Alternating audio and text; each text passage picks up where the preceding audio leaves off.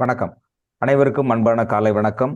உண்மையான ஞானமும் உங்களது நல்ல கர்மாவும் மட்டுமே உங்களுக்கு அனைத்து இன்பங்களையும் கொடுக்கும். கடவுள் அன்புமயமானவர், ஆனால் கர்ம விதிகளுக்கு உட்பட்டு செயல்படுபவர். தூதர் டாக்டர் இளங்கோ. அனைவருக்கும் அன்பான காலை வணக்கத்தை உரித்தாக்கிக் கொள்கின்றேன்.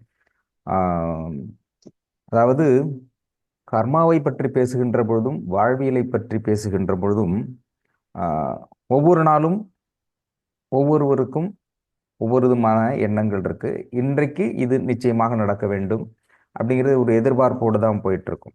அதை பாசிட்டிவா இருக்கிறது எப்படி அப்படிங்கிறதை பற்றியும் அதை எப்படி செயல்படுத்துறது அப்படிங்கிறதை பற்றியும் வாழ்வியலை பற்றி டாக்டர் நமக்கு சொல்லிட்டு இருக்காங்க.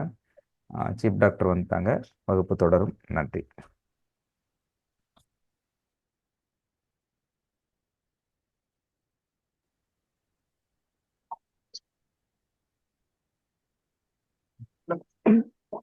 அனைவருக்கும் வணக்கம். வணக்கம் சார். வணக்கம் வணக்கம் அனைவருக்கும் வணக்கம். வணக்கம் ஐயா. வணக்கம் ஐயா. வணக்கம் ஐயா. வணக்கம் வணக்கம் வணக்கம் ஐயா. வணக்கம் வணக்கம் வணக்கம் எல்லாருக்கும் வணக்கம் வணக்கம் வணக்கம். இன்னைக்கு திருக்கார்த்திகை தீபம் எல்லாருக்கும் தெரியும். இன்னைக்கு தீபம் ஏற்றுவாங்க. தீபம் ஏற்றிட்ட பிறகு அப்புறம் தொடர்ந்து 3 நாள், இன்னது தொடர்ந்து 3 நாள் தீபம் ஏற்றுவாங்க. இது வருடம் நடக்கிற ஒரு சம்பவம் தான். ஒரு விழா. ஒரு வருஷமும் தீபம் ஏற்றுறோம்னு ஏன் ஏற்றுறோம்னு யாருக்கும் தெரியாது. அது இப்போ ஓரளவுக்கு நம்ம கிளாஸ் அட்டன் பண்ணுறவங்களுக்கு அது ஓரளவுக்கு தெரியும். புதுசாக யாரோ வந்திருந்தாங்கன்னா அவங்களுக்குலாம் தெரியாது ஏன் தீபம் ஏற்றுறோம். வை ஆர் லிட்டிங் லேம்ப், தீபம் ஏற்றணும் தெரியாது. இதை ஏற்றணும் சொன்னாங்க, பெரியவங்க சொன்னாங்க, ஏற்றுறோம். தீபத்தை வெளில எக்ஸ்டர்னலாக ஏற்றிட்டு இருக்கிறோம். இந்த திரி போடு, இந்த அகல் வை, இந்த எண்ணெய் ஊற்று, இந்த தீபம் போடு. நிறைய டவுட்ஸ் வரும். நம்ம தீபத்தை பற்றி பேசணும், நிறைய டவுட் வரும். இப்படி வைக்கலாமா, அப்படி வைக்கலாமா, அந்த திசையை பார்த்து வைக்கலாமா, இந்த திசையை பார்த்து வைக்கலாமா, என் வீடு இப்படி இருக்குது, என் வீடு அப்படி இருக்குது, இந்த எண்ணெய் போடலாமா, இந்த திரி போடலாமா, எல்லாம் ரைட்டு, ஓகே, தப்பு இல்லை. அது சிம்பாலுக்கு எதை காட்டுகிறது. நான் எதுவுமே அடிக்கடி சொல்லுவேன், எல்லா விஷயங்களையுமே இறைவன் 2ஆக பிரித்து வச்சிருக்காரு. இந்த பிரபஞ்சம் படைக்கும்போது அப்படி தான் பிரித்து வச்சிருக்காரு. Internal, external. வெளிப்புறமாக ஒரு விஷயம் ஒன்று, உள்புறமாக ஒரு விஷயம் ஒன்று. எல்லாமே அப்படியே தான் வச்சிருக்காரு. அது ஏன் வச்சா நம்ம மாதிரி தான் போய் கேட்கணும். ஏன் வச்சிருக்கீங்க இந்த மாதிரி? டேரெக்டாக ஒன்றா வச்சிருக்கலாமே. ஒன்றா வச்சிருந்தா பிரச்சனையே இல்லை. 2ஆக வச்சிருக்கிறார்.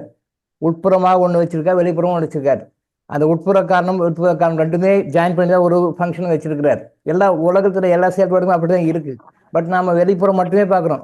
We are concentrating in only on external things. We are concentrating in only on external things, not in internal things. உள்ளே விட்டுறோம். இதை கண்டுக்கிறதே கிடையாது. அதனால தான் இத்தனை பிறகு எடுத்துகிட்டே இருக்கிறோம். லட்சக்கணக்கான பிறவிகள், ஆயிரக்கணக்கான பிறவிலாம் கிடையாது, லட்சக்கணக்கான பிறகு இன்னும் எடுத்துகிட்டே இருக்கும். திருப்பி எடுத்துக்கிட்டே இருக்கும். பிறக்கிறோம், வளர்கிறோம், வாழ்கிறோம், இறக்குறோம். பிறக்கிறோம், வளர்கிறோம், வாழ்கிறோம், இறக்குறோம். இதே சர்க்கிள் தான் போயிட்டுருக்கு. தீபத்தை ஏற்றணும்னா வெளிப்புற தீபத்தை பற்றியே பேசிட்டு இருக்கிறோம். உள்புற தீபத்தை பற்றி யாரும் பேசுறதில்லை, யாருக்கும் தெரியல, யாருக்கும் சொல்கிறதும் இல்லை. தீபம் அப்படின்னு சொன்னால் உள்ள தீபம் ஏற்றணும். உள்ள தீபம் வெளிப்புறமாக ஏற்றுறது சிம்பாலிக்கா. உள்புறமாக தீபம்னா உள்ள நம்ம உடம்பு ஊன் உடம்பு ஆலயம். ஊன் உடம்பு ஆலயம், கோயில். இந்த உடம்பு ஒரு கோயில், ஊன் உடம்பு ஆலயம். உள்ளம் அது பெருங்கோயில். உள்ளம் அது பெருங்கோயில். திருமூலர் சொல்லியிருக்கார், சித்தர் சொல்லியிருக்கார். சாதாரணவங்க யாரோ ரோட்டு போகிறவங்க சொல்லலை. அவர் ஒரு வருஷமெல்லாம் தியானத்தில் இருந்து ஒரு வருஷம் முடிஞ்ச பிறகு 4 வரியுள்ள ஒரு செய்யுள் பாட்டு போயிடுவார். திரும்ப மெடிடேஷன் போயிடுவார். சினிமா பாட்டு எழுதுற மாதிரி ஒரு 2 மணி நேரம் உட்காந்து 20 பாட்டு எழுத மாட்டார். ரூம் போட்டு உட்காந்து சினிமா பாட்டு எழுதுவாங்க, போட்டு பக்கமாக எழுதி கொடுப்பாங்க. அப்படி இல்லை பாட்டு. 4 வரி தான் அவர் எழுதின திருமந்திரமும் ஒரு பாடலும் 4 வரி தான். அந்த 4 வரி ஒரு வருஷத்துக்கு ஒரு பாட்டு எழுதுறார். 4000 வருஷம் எழுது 4000 பாட்டு எழுதுறார். இந்த வருஷம் ஒரு குறிப்பிட்ட நாளில் தியானத்திலிருந்து வெளியே வருவார், நிஷ்டையிலிருந்து வெளியே வருவார், 4 பாட்டை எழுதுவார், திருப்பி நிஷ்டைக்கு போயிடுவார், திருப்பி அடுத்த வருஷம் தான் வருவார், 4 வரி எழுதுவார், திருப்பி அடுத்த வருஷம் தான் வருவார், 4 வரி தான் எழுதுவார். இப்படியே 4000 பாடல்கள் திரும்ப எழுதினார். ஒரு வருஷத்துக்கு ஒரு பாட்டு கன்சிஸ்ட் ஆஃப் 4 lines, 4 வரி உள்ள ஒரு பாடல் எழுதினார். அந்த 4 வரி உள்ள ஒரு பாடலை இன்னைக்கு ப்ராக்டிக்கலாக ப்ரூவ் பண்ணுறதுக்கு கோடிக்கணக்கில் பணம் செலவு பண்ணணும், நிறைய மேன் பவர் செலவு பண்ணி அவர் எழுதும் உண்மைதான் இன்னைக்கு கன்ஃபார்ம் பண்ணுவாங்க. இன்னைக்கு இருக்கிற சயின்டிஸ்ட் அவர் ஒன்றும் பண்ணலை, எந்த ஆரண்டியும் வைக்கல. எந்த பிசினஸும் சுட்டு வச்சு நடத்தல. சாதாரணமாக தியானத்தில் உட்காந்து இறைவன்கிட்ட வாங்குவார், அதை வாங்கி உங்களுக்கு சொல்கிறார். இப்படி நாம் படிக்கிற அந்த வேதங்கள் சொல்கிறோமே, வேதங்கள் மற்ற நீதி நூல்கள் மற்ற மற்ற விஷயங்கள் எல்லாமே தியானத்தினால் இறைவன்கிட்ட இருந்து சிதறல் பெருமக்கள் வாங்கி தான் கொடுத்தாங்க. எல்லாமே தியானத்து மூலமாக வாங்கினாங்க. Meditation is one the source to reach the god. கடவுளை நம்ம எப்படி ரீச் பண்ண முடியும்? கடவுளை எப்படி நம்ம ரீச் பண்ண முடியும்? தியானத்தின் மூலமாக மட்டும்தான் உணர முடியும். கேமரா வச்சு எல்லாம் பிடிச்சி காட்ட முடியும், தான் கடவுள்னு காட்ட முடியாது. காட்ட முடியாது. இப்படித்தான் இருந்தான்னு டிசைன் பண்ணி வரைக்கல முடியாது. நம்மளாம் வரைஞ்சி வச்சிருக்கோம், சும்மா வரைஞ்சி வச்சிருக்கோம், அவ்வளோதான். எத்தனை பேர் கடவுளை பார்த்தாங்க? விநாயகர் இப்படி தான் இருப்பாங்க, உங்களுக்கு எத்தனை பேர் தெரியும்? முருகர் இப்படி தான் எத்தனை பேர் தெரியும்? எத்தனை பேர் தெரியும்? பாம்பன் சாமிகளுக்கு வந்து தரிசனம் கொடுத்தார், அவ்வையாருக்கும் தரிசனம் கொடுத்தார் முருகன். மற்றவங்களுக்கு யார் கொடுத்தார்? யாருக்கு தெரியும்? சும்மா ஒரு உருவம் இப்படிதான் இருப்பாருன்னு. நீங்க படமே பாருங்க, படமே பாருங்க. அதாவது சினிமாலையும் சரி மற்றதையும் படிங்க. சிவன் ஒரு இடத்துல மீசை வச்சுட்டு இருக்கிறார், இன்னொரு இடத்துல மீசை இல்லை. எது அவருடைய உண்மையான சொரூபம்?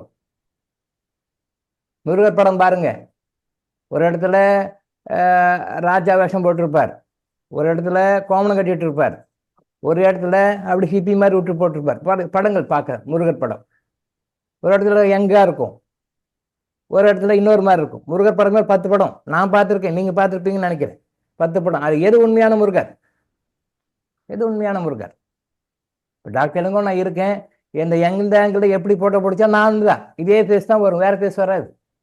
இன்னைக்கு ஏஐல மாற்றி மாற்றி கட்டலாம், அது வேற சமாச்சாரம், அது கற்பனை. அது உண்மையிலேயே என்னை திருப்பி திருப்பி எத்தனை பேர் ஆங்கிளில் போட்டோ எடுத்தாலும் நான் தான். அப்போ கடவுள் ஒருத்தர் இருக்காருன்னா அதே மாதிரி தானே இருக்கணும். மகாலட்சுமி எடுங்க, மகாலட்சுமி 10 விதமாக போட்டோ இருக்கும். எந்த மகாலட்சுமி கரெக்ட்? எந்த மகாலட்சுமி கரெக்ட்? விநாயகர் எடுத்துக்காங்க, 10 விதமாக விநாயகர் போட்டிருக்காங்க. ஒருத்தர் வலம்புரி விநாயகர்னு போடுறாங்க, ஒருத்தர் இளம்புரி விநாயகர்னு போடுறாங்க. கோயிலில் பாருங்க, கோயிலே பாருங்க, சில கோயிலில் வலம்புரி விநாயகர் அந்த தும்பிக்கை வந்து வலப்பக்கம் திரும்பி இருக்கும். இந்த தும்பிக்கை இப்போ நான் இருக்கேன்னா நான் இப்படி ரைட்டு திரும்பினா அது வலப்பக்கம் திரும்பி இருக்கும். அது என்ன விநாயகர்? வலம்புரி விநாயகர். சில கோயிலில் பார்த்தா இடம்புரி விநாயகர். சில இடத்துல வலம்புரி இல்லை, இடம்புரியில் நார்மலாக இருக்கு. எந்த வகையில் விநாயகர்? நீங்க எத்தனை பேர் விநாயகரை பார்த்துருக்கிறீங்க? அவர் எப்படி இருக்காரு உங்களுக்கு எப்படி தெரியும்? யார் பார்த்துருக்கிறீங்க? யாராவது பார்த்துருக்கீங்களா? இப்படிதான் இருக்காருன்னு சொல்ல முடியுமா உங்களால? வலம்புரி விநாயகர், இடம்புரி விநாயகர் அப்படின்ட்டு நீங்க எல்லா கடவுள்களையும் எடுத்துக்கோங்க, எல்லா கடவுளையும் எடுத்துக்கோங்க. எல்லா கடவுளுடைய உருவ வழிபாடுகளும் மாறி மாறி இருக்கு, வழிபாடுகள் மாறி மாறி இருக்கு, முகங்கள் மாறி மாறி இருக்கு. யாருக்கு தெரியும்? திருவள்ளுவர் இப்படிதான் இருந்தாருன்னு நம்ம அரசாங்கத்துல ஒரு புக்ல போட்டிருக்காங்க, அதை நம்ம பார்க்கணும். திருவள்ளுவர் அப்படிதான் இருந்தாரு உங்களுக்கு எப்ப தெரியும்? யார் பார்த்தீங்க திருவள்ளுவரை?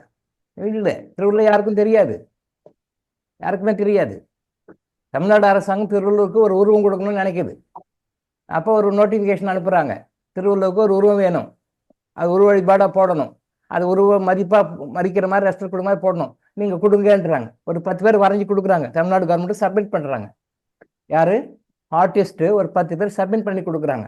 அதை ரெவியூ பண்றாங்க கவர்மெண்ட், தமிழ்நாடு கவர்மெண்ட் பாக்குறாங்க. அதை பார்த்து ஏதோ ஒருத்தர் செலக்ட் பண்றாரு, ஒரு ஐஏஎஸ் ஆஃபீஸர் செலக்ட் பண்றாரு. யார் பண்ணுவாங்க? எல்டிசி கலெக்ட் பண்ணுவாரா? ஹெச்டிசி பண்ணுவாரா? இல்லை, அது ஒரு ஐஏஎஸ் ஆஃபீஸர் பார்க்குறாரு, புரட்டி பார்க்குறாரு, இது கொஞ்சம் நல்லா இருக்கு, இது நல்லா இருக்கு, சரி சார் ஓகே இது போட்டுக்கலாம் சார். அன்னைக்கு அந்த ஐஏஎஸ் ஆஃபீஸர் எதை செலக்ட் பண்ணி கொடுத்தாரோ அதை தான் இன்னைக்கு தமிழ்நாடு அரசாங்கம் திருவள்ளுவராக காட்டி கொண்டிருக்கிறது. உண்மையான திருவள்ளுவர் யாரும் பார்க்கவில்லை. திருவள்ளுவர் அப்படின்னு சொல்லி சொன்னா நம்ம ஒரு திருவள்ளுவர் நினைச்சிட்டு இருக்கிறோம். நிறைய திருவள்ளுவர்கள் இருக்காங்க. இந்த சித்தர் மருத்துவத்துல சித்தர் பாடல்கள் நிறைய பாடல் பாடுவாங்க. அது திருவள்ளுவர்னு ஒருத்தர் வருவார், நாம திருக்குறள் படிச்ச அதை எழுதான் திருவள்ளுவர் ஒருத்தர் இருக்கார்.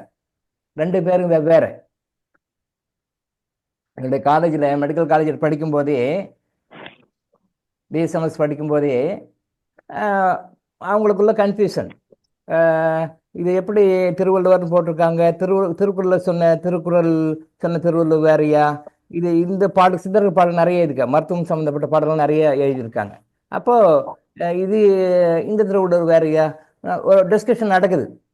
அந்த திருவள்ளுவரா, திருக்குறள் எழுதினார் அந்த திருவள்ளுவரா, இந்த பாட்டெல்லாம் எழுதியிருக்காரு இவர் திருவள்ளுவரா, இதுவும் திருவள்ளுவர் போட்டிருக்கு. அப்போ 2 பேரும் ஒருத்தரோ டிஸ்கஷன் நடக்குது. நான் சொன்னேன், இல்லை, அந்த திருவள்ளுவர் வேற, இந்த திருவள்ளுவர் வேற, ரெண்டு பேரும் வெவ்வேற, பேரு தான் ஒழிய என்டையர் டிஃப்ரெண்ட் பர்சன்ஸ் அப்படின்னு சொல்லி விளக்கம் சொன்னேன். எப்படி உங்களுக்கு மட்டும் தெரியும், நீங்கள் மட்டும் எப்படி சொல்கிறீங்க? அவங்க எல்லாமே கவர்மெண்ட் சிலபஸை படிக்கிற டாக்டர் ஸ்டூடெண்ட்ஸு, கவர்மெண்ட் ஸ்டூடெண்ட்ஸ் படிக்கிற டாக்டர் ஸ்டூடெண்ட்ஸு. எங்கள் ப்ரொஃபஸர்ஸ் என்ன சொல்கிறாங்களோ அதை படிக்கிறாங்க, அவ்வளோதான். பட் எனக்கு சின்ன வயசில் 15 வயசுலேருந்தே சித்தர்கள் தொடர்பு இருக்கிறனால, அவங்க வந்து எனக்கு சொல்லி கொடுத்ததுனால, அது அவங்க சொல்லி தான் எனக்கு தெரியும். என் கூட படிக்கிற மற்ற கலீக்ஸ் தெரியாது, ரெண்டு பேரும் ஒன்றுன்றாங்க. பட் சித்தர்கள் எனக்கு சொல்லி கொடுக்குறாங்க, காட்டி கொடுக்குறாங்க. இல்லைப்பா, இவர் இந்த திருவள்ளுவர் வேற, அந்த திருவள்ளுவர் வேற. கண்ணை யோகி எனக்கு சொல்லி கொடுத்துருக்காரு, பாஸ்ட் டைத்தில் எப்படி போய் அவங்கள பார்க்கலாம் அப்படின்னு சொல்லி பார்த்தா, இன்னைக்கு நம்ம படத்தில் பார்க்குறோமே அந்த திருவள்ளுவர் வேற. நிஜமான திருவள்ளுவர் பேசி எனக்கு தெரியும், நான் போயிட்டு இருக்கேன். நானும் இல்லை, யார் வேணாலும் போய் பார்க்கலாம். பாஸ்ட் லைஃப்பில் உள்ளே போயிட்டு கிளியர் வாயின்ஸில் போயிட்டு எத்தனை வருடம் வேணாலும் பின்னாடி போகலாம். அந்த அந்த எலிஜிபிலிட்டி நமக்கு வேணும், அந்த திறமை நமக்கு வேணும், அதை கற்றுக்கணும். அது உள்ளே போய் பார்த்தீங்கன்னா யார் வேணாலும் போய் பார்க்கலாம். நான் மட்டும்தான் நான் பார்த்துருக்கேன், நீங்களும் பார்க்கலாம், பார்க்க முடியும். நீங்களும் உள்ளே போய் பார்த்தீங்கன்னா இப்போ நம்ம போட்டோவில் பார்க்குற திருவள்ளுவர் வேற, நிஜத்தில் இருந்த திருவள்ளுவரோட முகம் வேற. பாடல்களை சித்தர் மருத்துவ பாடல்களை பாடிய அந்த திருவள்ளுவர் வேற, திருக்குள்ள எழுதின திருவள்ளுவர் வேற, இவருடைய ஃபேஸ்கட் வேற, இவர் கலர் வேற, உடம்பு வேற, இவர் ஃபேஸ்கட் வேற, கலர் வேற, உடம்பு. உள்ள போய் பார்க்க முடியும், பார்க்கலாம், எல்லாரும் பார்க்கலாம், நீங்களும் போட்டு பார்க்கலாம். நீங்க யாரும் போறதில்லை, வர்றதில்லை. அதான் முதல் நாள் எனக்கு என்னுடைய குரு பாடம் எடுக்கும்போது அதை தான் சொன்னார். முதல் நாள் இந்த பிரபஞ்சத்தில் எதுவுமே ரகசியம் இல்லை அப்படின்னு பாடத்தை எடுத்தாரு. எடுக்கும்போது இந்த வார்த்தையும் சேர்த்து சொன்னார்.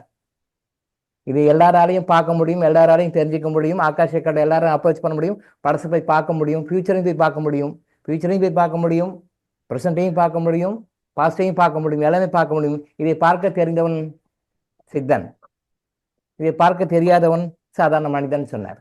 இதை பார்க்க தெரிஞ்சவன் சித்தன், சித்தர்கள். இதை பார்க்க தெரியாத சாதாரண மனிதர்கள். சிம்பிள், முடிஞ்சு போச்சு, அவ்வளவுதான்.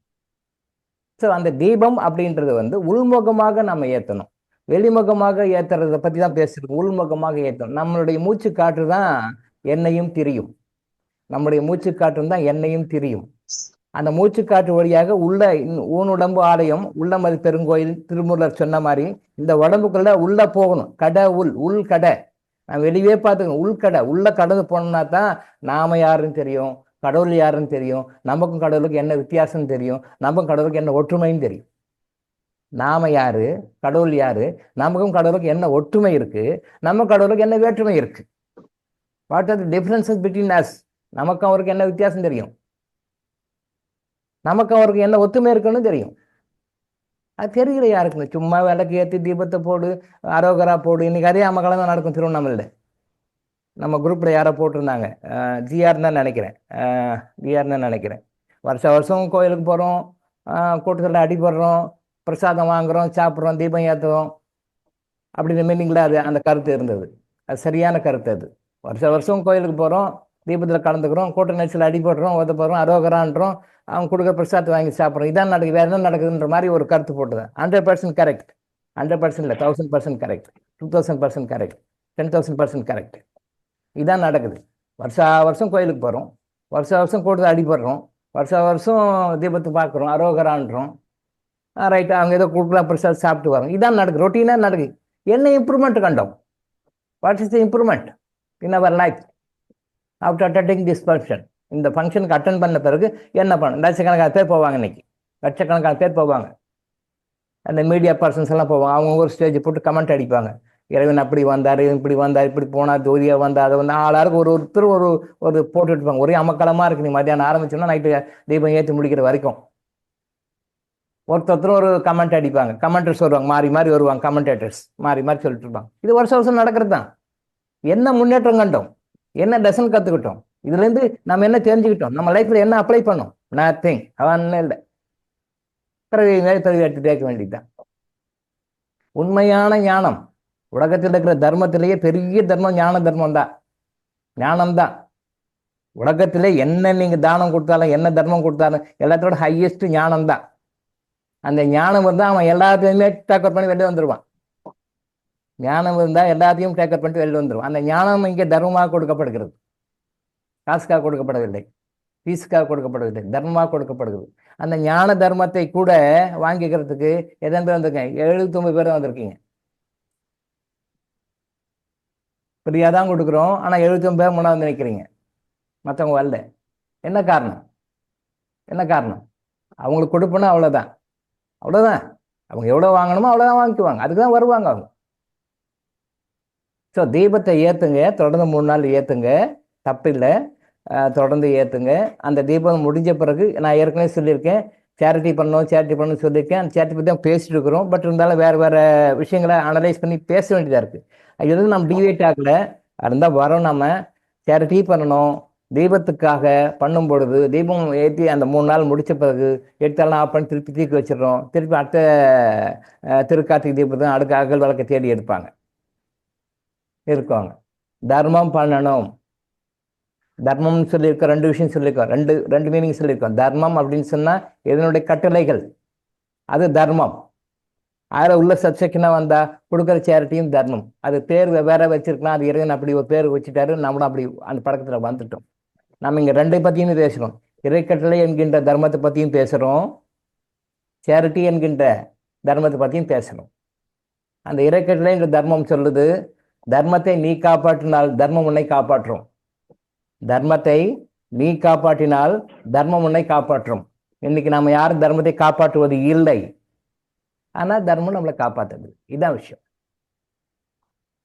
தர்மத்தை நீ காப்பாற்று, தர்மம் உன்னை காப்பாற்றும். மனசில் பறிச்சுக்க வேண்டிய ஒரு விஷயம் அது. நாம யாரும் தர்மத்தை காப்பாற்றவில்லை, தர்மத்தை காப்பாற்றுற மாதிரி நினைச்சிட்டு இருக்கிறோம். தர்மத்தை காப்பாற்றுற மாதிரி நினைச்சிட்டு தான் இருக்கிறோம். தர்மத்தை காப்பாற்ற மாதிரி நடிச்சுக்கிட்டு இருக்கிறோம், நடித்து கொண்டிருக்கின்றோம், நினைத்து கொண்டிருக்கின்றோம், நடித்து கொண்டிருக்கின்றோம். ஆனால் தர்மத்தை நாம் யாரும் காப்பாற்றவில்லை.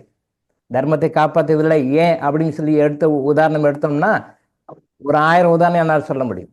நீங்கள் மறுக்கவே முடியாது. 1000 தான் சொல்ல முடியும். இருக்கிற நேரம் 1.5 மணி நேரம். அந்த 1.5 மணி நேரத்தில் என்ன சொல்ல முடியுமோ அதை நம்ம சொல்ல வரோம். அதுக்கு மேலே டைம் இல்லை, ஸ்கார்சிட்டி ஆஃப் டைம் தான். அந்த 1.5 மணி நேரமே அப்படியே ஈட்டுது, 2 மணி நேரமாக ஈட்டுது. நம்ம டார்கெட் 1.5 மணி நேரம் தான், 5 to 6:30 தான். 5 to 6 வச்சோம், பத்தலை. சரி இன்னும் கொஞ்சம் எக்ஸ்டெண்ட் பண்ணலாம்னு சொல்லிட்டு 5 to 6:30 வச்சோம், பத்தலை. அது 6:30, 5 to 6:30 1.5 மணி நேரம், அது 2 நாள் ஈட்டுது. சில டைமில் அதை விட எக்ஸ்ட்ராவே ஈட்டுது. மனசுக்கு கஷ்டமாக தான் இருக்கிற டைம் எல்லாம் அவங்கவுங்க ஒரு கமிட்மெண்ட் இருப்பாங்க, அவங்களுக்கு ஒரு வேலை இருக்கும், வெட்டி இருக்கும், ஏதோ வேலை இருப்பாங்க. நம்ம தாண்டி போகிறோமே. எனக்கே சில டைம் ஃபீலிங்காக தான் இருக்கும். இருந்தாலும் என்ன பண்ண, வேறு வழி இல்லாமல் முடிக்கணுமேட்டுக்காக முடிக்கிறோம். குறிப்பிட்ட டைமில் என்ன மேக்ஸிமம் கொடுக்க முடியும், இன்புட் கொடுக்க முடியும். சிலபஸ் ஹெவி சிலபஸ் இருக்கிற டைம் அவ்வளோதான் இருக்குது. அதுக்குள்ளே என்ன கொடுக்க முடியாது கொடுக்கணும். பட் அதில் தேவையில்லாமல் சில விஷயங்கள்லாம் போட்டு அப்படியே டிவைட் ஆகிட்டு இருக்கீங்க. அதுக்கும் நம்ம ஆன்சர் பண்ண வேண்டியதாக இருக்குது. இன்னும் கிட்டத்தட்ட ஒரு 600 கொஸ்டின்ஸ்க்கு மேலே ஒன்றும் ஆன்சர் பண்ணாமல் இருக்குது. 600 கொஸ்டின்ஸ் இன்னுமே அன்ஆன்சர்டாக இருக்குது. சொல்ல நேரம் இல்லை. ஒரு கொஸ்டின் எடுத்தாலே விளக்கமாக போயிடுது. ஏதோ ஒன்று கடமைக்கு சொல்லிட்டு போயிட முடியாது. 1 வேர்டு ஆன்சர் மாதிரி இதான் பதில் சொல்லணும். அது புரிய வைக்கணும். அது புரியாதனால தான் இப்படி கஷ்டப்பட்டுருக்கோம். அது புரியறதுக்காக தான் நம்ம சொல்லி கொடுக்குறோம். யாருமே சரியாக புரிஞ்சுக்கிறதில்லை. ஆனால் புரிந்து கொண்ட மாதிரி நினச்சிட்டு இருக்கிறோம். புரிந்து கொண்ட மாதிரி நம்மளை நினச்சி கற்பனை பண்ணிட்டு இருக்கோம். இல்லை, தீபத்தை ஏற்றுங்க, தர்மம் பண்ணுங்க. எப்படி பண்ணணும் நம்ம சொல்லுவோம். சொன்ன பிறகு அதற்கு சங்கல்பம் வச்சு வையுங்க. அதுக்கு பிறகு நான் சொன்ன மாதிரி பண்ணுங்க. ஓகே, தீபத்தை ஏற்றுங்க. எந்த தீபம் வேணாலும் ஏற்றுங்க. நம்ம கர்மாநிதி ஹீலிங்கில் இருக்கிறவங்க முடிஞ்ச வரைக்கும் விளக்கெண்ணெய் ஏற்றுங்க. கேஸ்டர் ஆயில்னு அந்த எண்ணெய் ஏற்றுங்க. அப்போ மற்ற எண்ணெய் ஏற்றுனா பவர் இல்லையா? ஏற்றலாம், தப்பு இல்லை.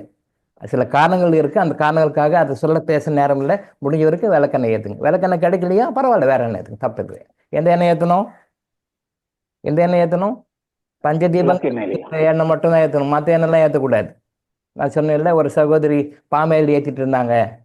அது இப்போ ரீசெண்டாக என்னென்ன எண்ணெய் இருக்குது? ரைஸ் பிரான் ஆயில் இருக்குது, பாம் ஆயில் இருக்குது, இன்னும் கண்ட எண்ணெயாக இருக்குது, ஆலிவ் ஆயில் இருக்குது, இன்னும் இருக்குது, அது இருக்குது, இது இருக்குது. அந்த எண்ணெய்லாம் ஏற்றக்கூடாது. நம்பர் ஒன் விளக்கெண்ணெய். நம்பர் 2 நல்லெண்ணெய். நம்பர் 3 புங்க எண்ணெய்ன்னு சொல்லுவாங்க. புங்க எண்ணெய்ன்னு சொல்லுவாங்க. இன்னும் இது ஒரு எண்ணெய் இருக்குது. மொத்தம் 4 எண்ணெய் இருக்குது. என்ன சார் அது? எஸ், தேங்காய் எண்ணெய். எஸ், தேங்காய் எண்ணெய். இது 4 தான். மொத்தம் 4 எண்ணெய் தான். இன்னும் திருப்பி சொல்லுவோம். நம்பர் 1 விளக்கெண்ணெய். நம்பர் 2 நல்லெண்ணெய். நம்பர் 3 புங்கம் எண்ணெய்ன்னு சொல்லுவாங்க. புங்க மரத்திலிருந்து இருக்கின்ற அந்த விதைகள் மூலமாக எடுக்கணும், புங்க எண்ணெய்ன்னு சொல்லுவாங்க. அது 3. 4வது தேங்காய் எண்ணெய். இந்த எண்ணெய் மட்டும்தான் ஏற்றணும். இதை தவிர வேறு எந்த எண்ணெய் ஏற்றக்கூடாது சார்?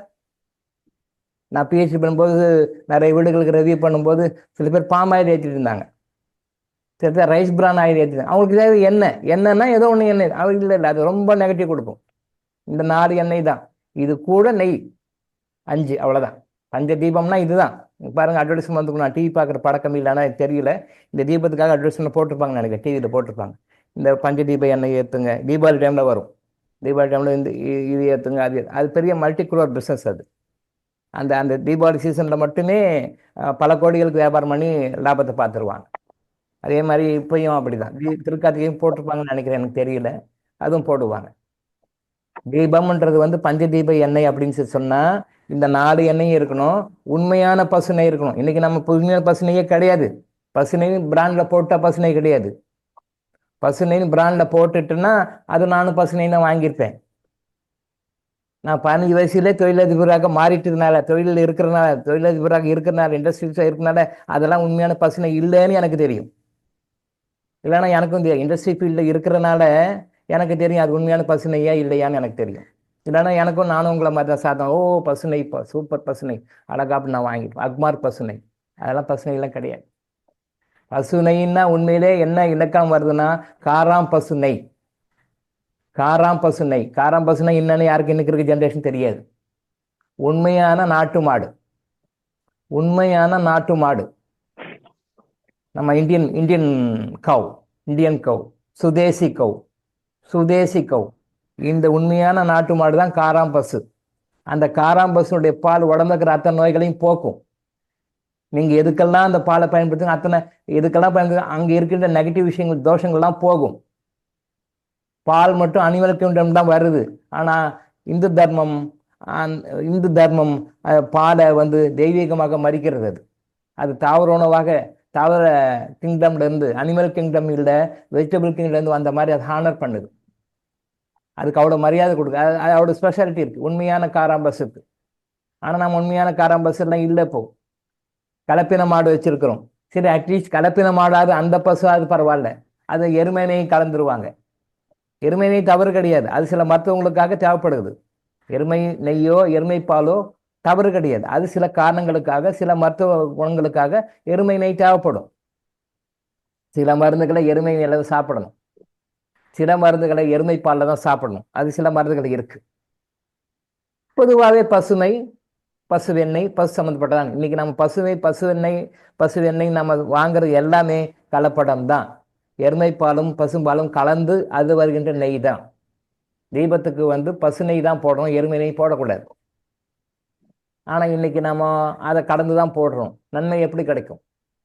இன்னைக்கு நம்ம மார்க்கெட்டில் அவைலபிளாக பிராண்டில் அவைல் பண்ணுறது எல்லாமே 100% கீ கிடையாது. சத்தியம் பண்ணி நான் சொல்லுவேன், ப்ரூவ் பண்ணுவேன். நான் எந்த லேபில் இது உண்மைன்னா அது இல்லைன்னு நான் ப்ரூவ் பண்ணுவேன். என்னால் முடியும், யாரும் மறக்கவே முடியாது.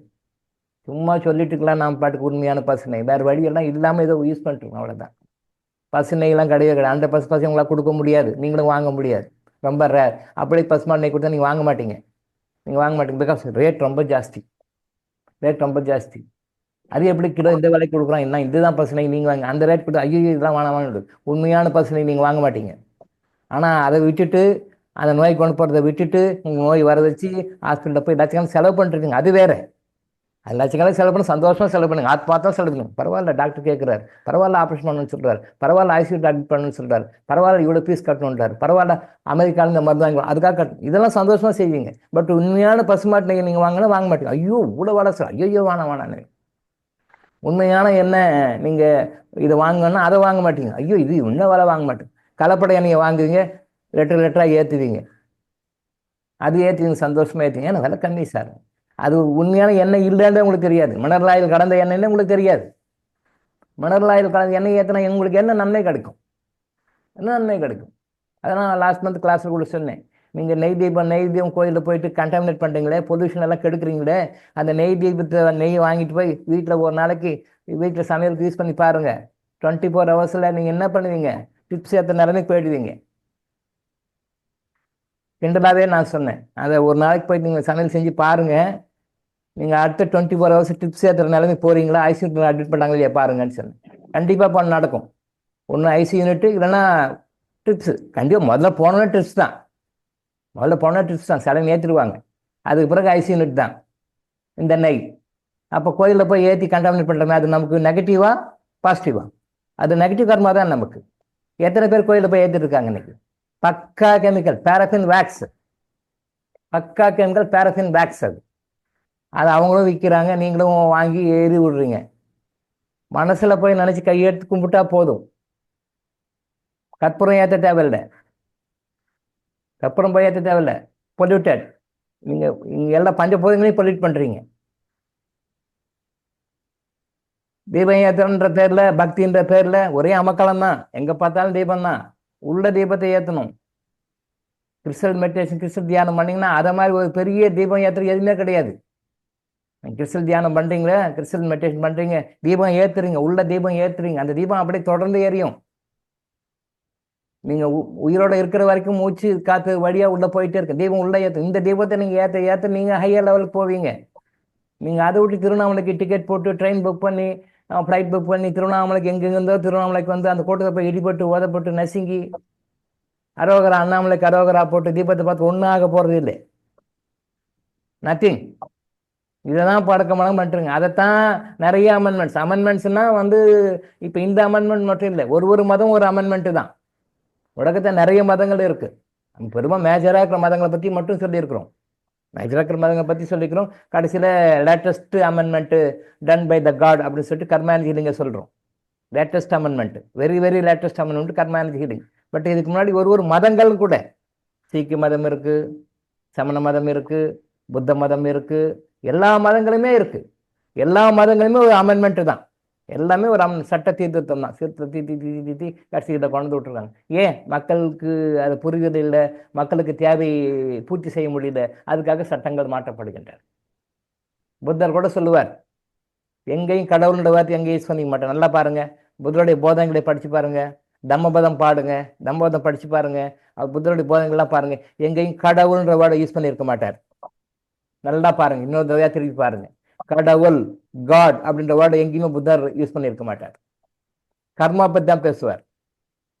திருப்பி எங்க போனா எங்க வந்தாலும் கர்மா பத்தி தான் பேசுவார் ஒழிய கடவுள்ன்ற வேர்டை எங்கேயுமே யூஸ் பண்ணியிருக்க மாட்டார். அந்த ஒரு காலகட்டத்திலே அந்த ஒரு புதுக்குழுவுக்காக புத்த பெருமானை இறைவன் அனுப்பிச்சு வைக்கிறார். புத்த பெருமான் அனுப்பிச்சு விட்டுருக்கார், இறைவன் தான் அனுப்பிச்சு வைக்கிறார். அந்த சட்ட தீர்த்தத்தை பற்றி சொல்லி கொடுக்கறதுக்கும் மக்களுக்கு அந்த அவேர்னஸ் கொடுக்கறதுக்கு சட்ட தீர்த்துறாங்க. சட்ட தீர்த்தத்தை போது ஒரு அவேர்னஸ் கொடுக்குறாங்க. அந்த அவேர்னஸ் கொடுக்காக புத்தர் அனுப்பி வைக்கப்படுகிறார். இல்லஸ்ட்ரேட்டர்னு சொல்லலாம் இங்கிலீஷில். இல்லஸ்ட்ரேட்டர் அது வந்து விளக்கம் கொடுக்காரு. இப்படிதான் அப்படின்னு சொல்லிட்டு விளக்கம் கொடுக்காரு. அப்படிதாக வந்த ஒரு பெரிய மகா ஆத்மா வந்து புத்தர். மிகப்பெரிய மகா ஆத்மா, ஹோலி சோல், ஹைலி எவால்வ்டு, ரொம்ப அதிகமான உயர்ந்த எவால்யூஷனில் நிறைய எவால்யூஷனில் வந்தவர், எவால்யூட் ஆனவர். அந்த ஒரு ஆத்மா செலக்ட் பண்ணி நீங்கள் போங்கன்னு சொல்லி அனுப்புகிறார்.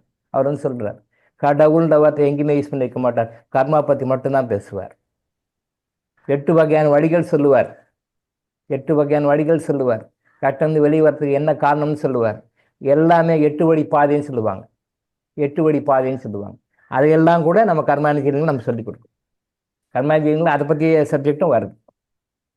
அப்போ புத்தர் சொல்ல யாரு சொன்னாலும் எல்லா சொன்ன விஷயமும் இப்போ வருது. அந்த காலகட்டத்தில் யாரும் புரிஞ்சுக்கலாம் போய் இங்கே சொல்கிறோம், அதை நம்ம புரிஞ்சுக்கணும். வாழ்க்கையில் ஃபாலோ பண்ணாலும் நீங்கள் சந்தோஷமா இருப்பீங்க, அவ்வளோதான். அதோடைய நோக்கம் நீங்கள் சந்தோஷமா இருக்கணுன்றது தான். பட் ஆனால் நம்ம அப்படி இருக்கிறது இல்லை. அதோடைய நோக்கத்தை இக்னோர் பண்ணிடுறோம். That's why we are suffering in more and more ways. நம்முடைய அறியாமைகளுக்கும் துன்பங்களுக்கும் காரணம் நாம் வந்து உண்மையை புரிந்து கொள்ள நாம் முன்வரவில்லை. முதல்ல முன்வரவே மாட்டேன்றோம். அப்புறம் எங்கே நாம் அப்புறம் தெரிஞ்சுக்கிறது? முதல்ல சரி சார் நம்ம அட்டண்டன்ஸ் கொடுக்கணும், அதுக்கே கொடுக்க மாட்டோமே. இது பாருங்க, 87 பேர் தான் வந்திருக்காங்க இது வரைக்கும். அப்புறம் எங்கே போகிறது? கஷ்டம் நம்மளுக்கு.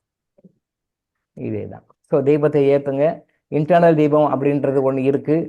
அந்த உட்புறமாக ஏற்றுக்கின்ற தீபத்தை அந்த மூச்சு காற்றுன்னு இருக்குது. அந்த மூச்சு காற்றை நம்ம கவனிக்கும் பொழுது உட்புற தீபம் ஏற்றப்படுகிறது. உள்புற தீபம் தான் ஏற்றப்படணும். வருஷத்துக்கு ஒரு தடவை கார்த்திகை மாதம் திருவண்ணாமலை தீபம் ஏற்றுறாங்கன்னு சொல்லிட்டு அங்கே போய் கும்பிடுறது ஒரு சிம்பாலிக்காக சொல்கிறாங்க.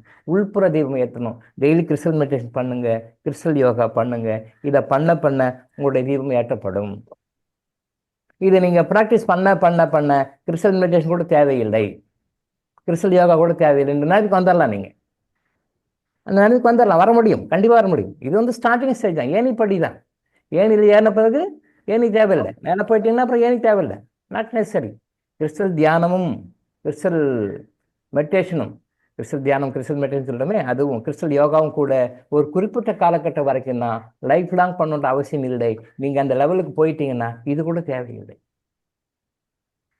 சகோதரி ராதாகிருஷ்ணன் அடிக்கடி சொல்லுவாங்க, சார் நான் வந்து தியானத்தை பற்றி தபத்தை பற்றி நிறைய சொல்லணும், நான் பேரில் கொண்டு வரேன், ஆனால் பேரில் ஃபுல்லாக மாட்டேன், சொம்பு தான் ஃபுல் ஆகிட்டு போகுதுன்ற மாதிரி மீனிங் அவங்க போட்டு அனுப்பிச்சுடுவாங்க. நான் பேரில் கொண்டு வரேன், நிறைய டாக்டர்கிட்ட வாங்கிக்கலான்னு, ஆனால் ஒன்றும் ஃபில் ஆகலை, சொம்பு தான் ஃபில் ஆகுது, பேரில் அப்படியே இருக்குதுன்ற மாதிரி சொல்லுவாங்க. அவங்களுடைய தாட்டின் தவம் தவம் தவம், அதை சொல்லுங்க, அதுக்கு வரி சொல்லுங்கன்னுவாங்க, தபத்தை பற்றி சொல்லுங்க அப்படின்னுவாங்க. இங்கே தபமெல்லாம் பண்ணி ஒன்றும் எஃபெக்ட் கிடைக்கலன்னா தான் அமெண்ட்மெண்ட் பண்ணி இப்போ அதை பற்றி எல்லாம் வேண்டாம், நீங்கள் இதை பற்றி பண்ணுங்கன்னு நம்ம சொல்லி கொடுக்குறோம். திரும்பவும் அதே தவத்தை பற்றி பேசுக்கணும், இத்தனாயிரக்கணக்கான வருடங்களாக லட்சக்கணக்கான வருடங்களாக தவத்தை பற்றி சொல்லி யாருக்கும் முன்னுக்கு போனா யாருமே இல்லையே. 1 கோடி பேர் என்னை பற்றி நினைக்கிறாங்க, ஒருத்தன் வந்து என்ன சேர்றான்னா என்ன அர்த்தம்? அது அத்தனை பேர் பாலில் வீழ்ந்துடுறான்னு அர்த்தம். எல்லாம் வீழ்ந்துடுறான், ஒருத்தன் தான் என்கிட்ட வந்து சேர்றான். அப்போ 1 கோடி பேர் வராங்கன்னா அட்லீஸ்ட் 50% வந்து சேரணுமா இல்லையா? ஒருத்தனே வந்துட்டு தான் எப்படி எந்த காலத்துக்கு முடியுறது? இருக்குது 4 லட்சம் வருஷம் தான் இருக்கு, அதுக்கு மேல இல்லை, எல்லாம் கழுகி போச்சு நிறைய. இந்த 4 லட்சம் வருஷத்துக்குள்ள உங்களை வந்து போட்டு எடுத்து செட் பண்ணி கொண்டு வந்தே ஆகணும், எழுநிலை அடைஞ்சே ஆகணும், அந்த பக்குவத்துக்கு வந்தே ஆகணும். அப்ப என்ன பண்ணும்? கஷ்டத்தை நிறைய கொடுத்தாதான் நீங்க ஒழுங்குபட்டு வருவீங்க. ஆனால் நிறைய கஷ்டம் கொடுக்கும். கலியுகத்தில் கஷ்டங்கள் அதிகமாக இருக்கும். ஒரு யுகத்துல ஒரு யுகமா ஆரம்பிச்சு 1 2 3 ஆரம்பிச்சு திரேதா யுகம் அப்படி சொல்லி ஆரம்பிச்சு ஒரு யுகமா ஆரம்பிச்சு ஒரு யுகத்திலையும் வந்து இப்ப கலியுகம் கடைசியா இருக்கு. இந்த கலியுகத்துல இன்னும் 4 லட்சம் வருஷம் தான் இருக்கு. 4 வருஷத்துக்குள்ள நீங்க அந்த தேறி வரணும். வரலன்னா ஒட்டு மொத்தமா அழிச்சிடுவார். அந்த அழிக்கிறதுக்கு தான் வருது. அது ஒரு நாள் கடைசி வரும். அது வரத்துக்கு நீங்களா தேரணும். அப்போ கஷ்டங்கள் மனிதர்களுக்கு நிறைய அதிகமா இருக்கும், நாளுக்கு நாள் அதிகமாயிட்டே தான் இருக்கும். அதை எப்படி வந்து அதை கீப் அப் பண்ணி அதை மெயின்டைன் பண்ணி அப்படியே வாழ்றதா இல்லை அதெல்லாம் எரடிகேட் பண்ணி அது வெளியே வர்றதான்னு தான் இறைவன் நிறைய வகைகள் அவங்களுக்கு சொல்லி கொடுத்துருக்காரு. அதெல்லாம் நீங்க புரிஞ்சுக்கணும். அப்ப எப்பவுமே தீபத்தை பத்தியே பேசுற தீபத்தை பத்தி விட்டுட்டு உள்புறமாக தியானத்தை பண்ணுங்க, மெடிடேஷன் பண்ணுங்க. கிறிஸ்டல் மெடிடேஷனுக்கும் மற்ற மெடிடேஷன் நிறைய வித்தியாசம் இருக்கு, நான் அதை பத்தி பேசுறேன். Crystal meditation is the only very easiest meditation which will be done in present days easily. இதை மாதிரி ஒரு இனிமையான சுகமான ரொம்ப மிகவும் பலனளிக்கக்கூடிய தியானம் எதுவுமே கிடையாது. கிறிஸ்டல் யோகா இதை மாதிரி ஒரு ரொம்ப சிம்பிளான பெனிஃபிட் கொடுக்கக்கூடிய இந்த கலிகாலத்துல மக்களுக்கு கண்கண்ட தெய்வம் கலியுக கடவுள்ன்றாங்க இல்லையா, அந்த மாதிரி கலியுகத்துல இன்னைக்கு இருக்கிறதுல ரொம்ப ஈஸியஸ்ட் யோகா கிறிஸ்டல் யோகா. இதை நீங்க பண்ணுங்க, எல்லாமே கிடைக்கும். இது ரெண்டும் பண்ண இது செய்யவே தேவையில்லைன்னு நம்பிக்கை உங்களால் வர முடியும். It is up to you. எத்தனை வருஷம் நீங்க வரீங்கன்றது முடியும். அடுத்த பிறகு இந்த பிறகு உங்களால் வர முடியும். கிறிஸ்டல் யோகா தேவையில்லை, கிறிஸ்டல் மெடிடேஷன் தேவையில்லை, என்னால் வாழ்க்கையில சந்தோஷம் வாழ முடியும். கண்டிப்பாக வாழ முடியும். அப்படித்தான் வாழணும். தர்மத்தை நீங்க காப்பாத்துங்க, தர்மம் உங்களை காப்பாற்றும். தர்மத்தை நீங்க கை விட்டுட்டு நீங்க என்ன குட்டிக்காரன் அடிச்சாலும் ஒன்றும் வேலைக்காகாது. இன்னைக்கு நம்ம தர்மத்தை விட்டுட்டு மற்றெல்லாம் பண்ணிட்டு இருக்கோம். இலங்கையில வந்து இந்த மாதிரி வெள்ளப்பெருக்கு வந்துருச்சு, இந்த மாதிரி நிறைய சஃபரிங் இருக்குன்னு சொல்லிட்டு ஒரு வீடியோ போட்டிருந்தாங்க நேற்று. போடுங்க சார், எக்ஸ்பிளனேஷன் கொடுக்குறேன்னு சொல்லி சொன்னேன். ஒரு சகோதரி போட்டுருந்தாங்க, பார்க்கவே மனசு கஷ்டமா இருக்கு. ஒரு சகோதரி அதை பார்க்கவே மனசு கஷ்டமா இருக்கு. ரைட், ஓகே, பார்க்கவே கஷ்டமா இருக்கு. அது ஏன் கடவுள் கொடுத்தாரு? கடவுள் அதை கொடுத்தாரு? கடவுள் அங்கிங்கனாபடி எங்கும் இருக்கிறார். கடவுள் இல்லாத இடம் எங்கேயுமே இல்லை. கடவுள் எல்லா இடத்துலையும் இருக்கிறார். அப்புறம் ஏன் அப்படி ஒரு டிசாஸ்டர் கொடுத்தார்?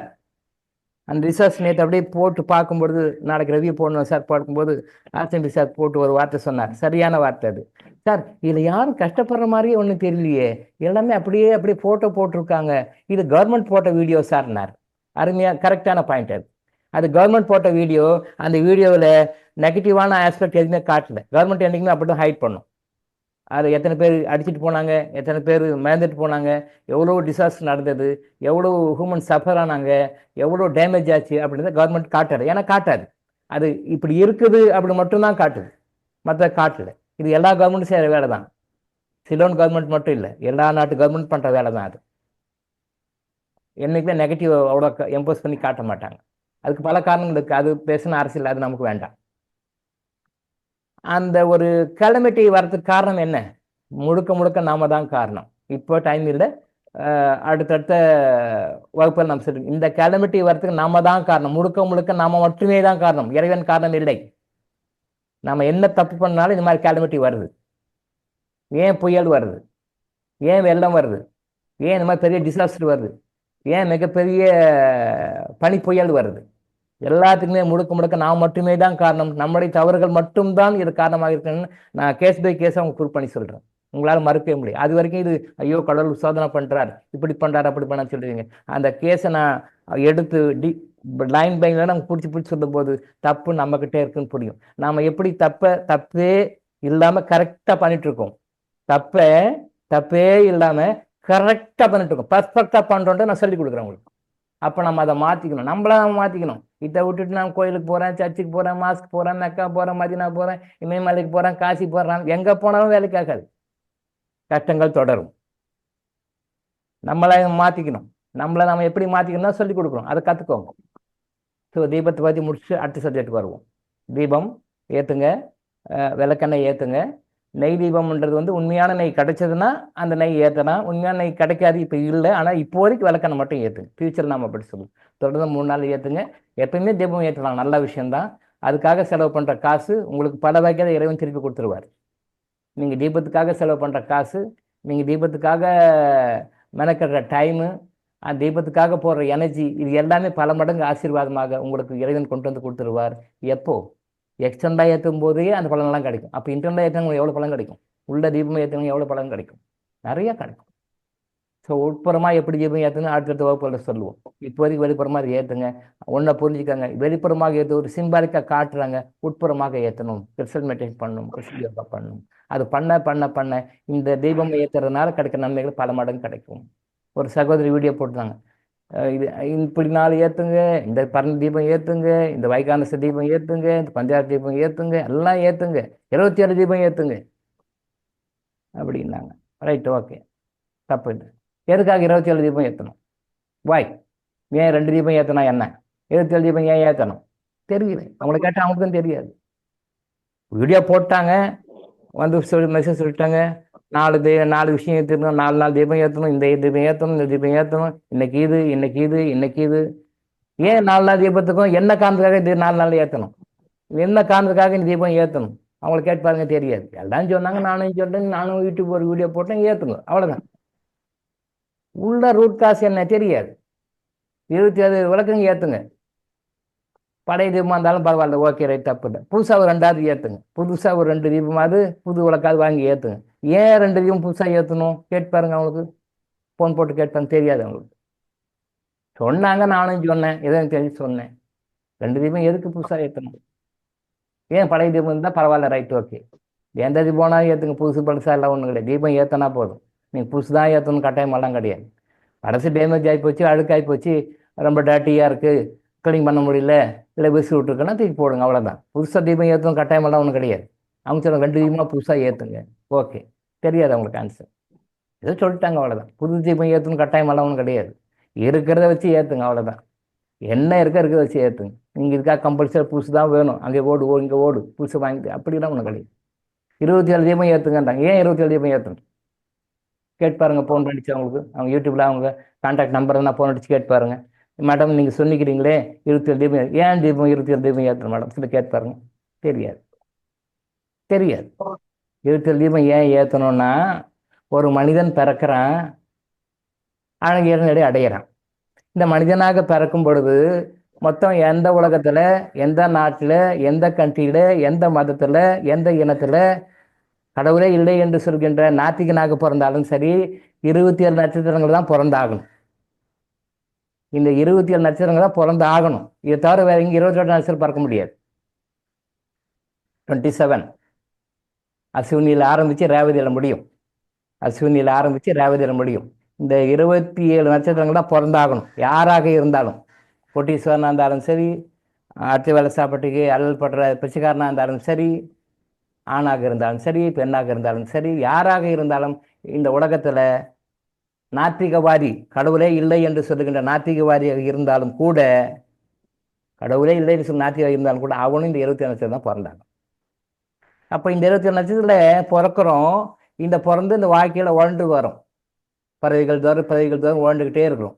இந்த பிறவைகளற்ற வெளியே வரணும் அப்படின்னு சொல்லி சொன்னால் இந்த 27 நட்சத்திரம் நான் பிறக்கக்கூடாது இல்லையா? பிறந்தா மனுஷனாக பிறக்கணும். கர்மா அனுபவிக்கிறதுக்காக பிறக்கிறோம். நெகட்டிவ் கர்மாவை பேலன்ஸ் பண்ணுறதுக்காக பிறக்கிறோம். அந்த கர்மா பேலன்ஸ் பண்ணுறதுக்காக 27 நட்சத்திரம் பிறக்கணும். எங்கேயோ ஒரு நட்சத்திரம் பிறக்கும். அப்போ 27 நட்சத்திரம் நம்ம பிறக்கிறதுக்கு வாய்ப்பு இல்லைன்னு வச்சுக்கோங்க. அப்போ என்ன ஆகும்? அது மறைமுகமாக இறைநிலை அடைகிறோம். தேவனுடைய இறைநிலை அடையும். மேலே மேலே போயிடும். அந்த இறைநிலை அடையணும் அப்படின்னு சொல்லி சொன்னால் இங்கே 27 நட்சத்திரம் பிறக்கக்கூடாது. அந்த 27 நட்சத்திரத்தில் பிறந்தோம் அப்படின்னு சொன்னால் திருப்பி கீழே வரணும்னு அர்த்தம். அப்போ 27 தீபங்களை ஏற்றுவதன் மூலம், இந்த 27 தீபங்களை ஏற்றுவதன் மூலம் அந்த அறியாமையை போக்கி, அஞ்ஞானத்தை போக்கி உயர்நிலைக்கு அடைஞ்சு பிறவியற்ற நிலைக்கு நாம் போயிடணும். பிறவியற்ற நிலைக்கு போயிடணும். அதனால் 27 தீபத்தை ஏற்றுங்க. 27 தீபத்தை ஏற்றுங்கன்னு சொன்ன காரணம் இது. சொல்லிட்டவங்க அவங்க சொல்லிட்டாங்க. ரூட் காசு என்னன்னு தெரியல. காரணம் நான் சொல்கிறேன். அவங்க சொல்லிட்டு போயிட்டாங்க 27 தீபம் ஏற்றுங்கன்ட்டு. நீங்கள் அவங்கள கேட்டு பாருங்க, தெரியும். இந்த விளக்கம் அவங்களுக்கு தெரியாது. சொன்னவங்க அவங்க, விளக்கம் சொல்றது நான் சொல்லிட்டு இருக்கேன். 27 நட்சத்திரங்கள் 27 நட்சத்திரங்கள் அப்படின்றது நம்ம வாழ்க்கையில் நம்ம பிறந்தே ஆகணும். ஏதாவது நட்சத்திரம் பிறக்கும், ஏதாவது நட்சத்திரம் இறக்குறோம். எந்த நட்சத்திரத்தில் நீங்கள் இறக்குறீங்களோ, போன ஜென்மத்தில் எந்த நட்சத்திரத்தில் நீங்கள் இறக்குறீங்களோ அதே நட்சத்திரத்தோட அடுத்த பார்த்து நீங்கள் இந்த ஜென்மத்தில் பிறப்பீங்க. எந்த நட்சத்திரம் நீங்கள் பிறக்கிறீங்களோ, எந்த பாதத்தில் நீங்கள் பிறக்கிறீங்களோ அதுக்கு முன்னாடி நட்சத்திர பாதம் இருக்கு இல்லையா, அந்த பாதத்தில் தான் நீங்கள் போன ஜென்மத்தில் இறந்துருக்கிறீங்கன்னு அர்த்தம். இது புதுசாக வந்தவங்களுக்கு தெரியாது, பழைய ஸ்டூடெண்ட்ஸுக்கு தெரியும். திரும்பவும் நல்லா பயிற்சிக்கோங்க மனசில்.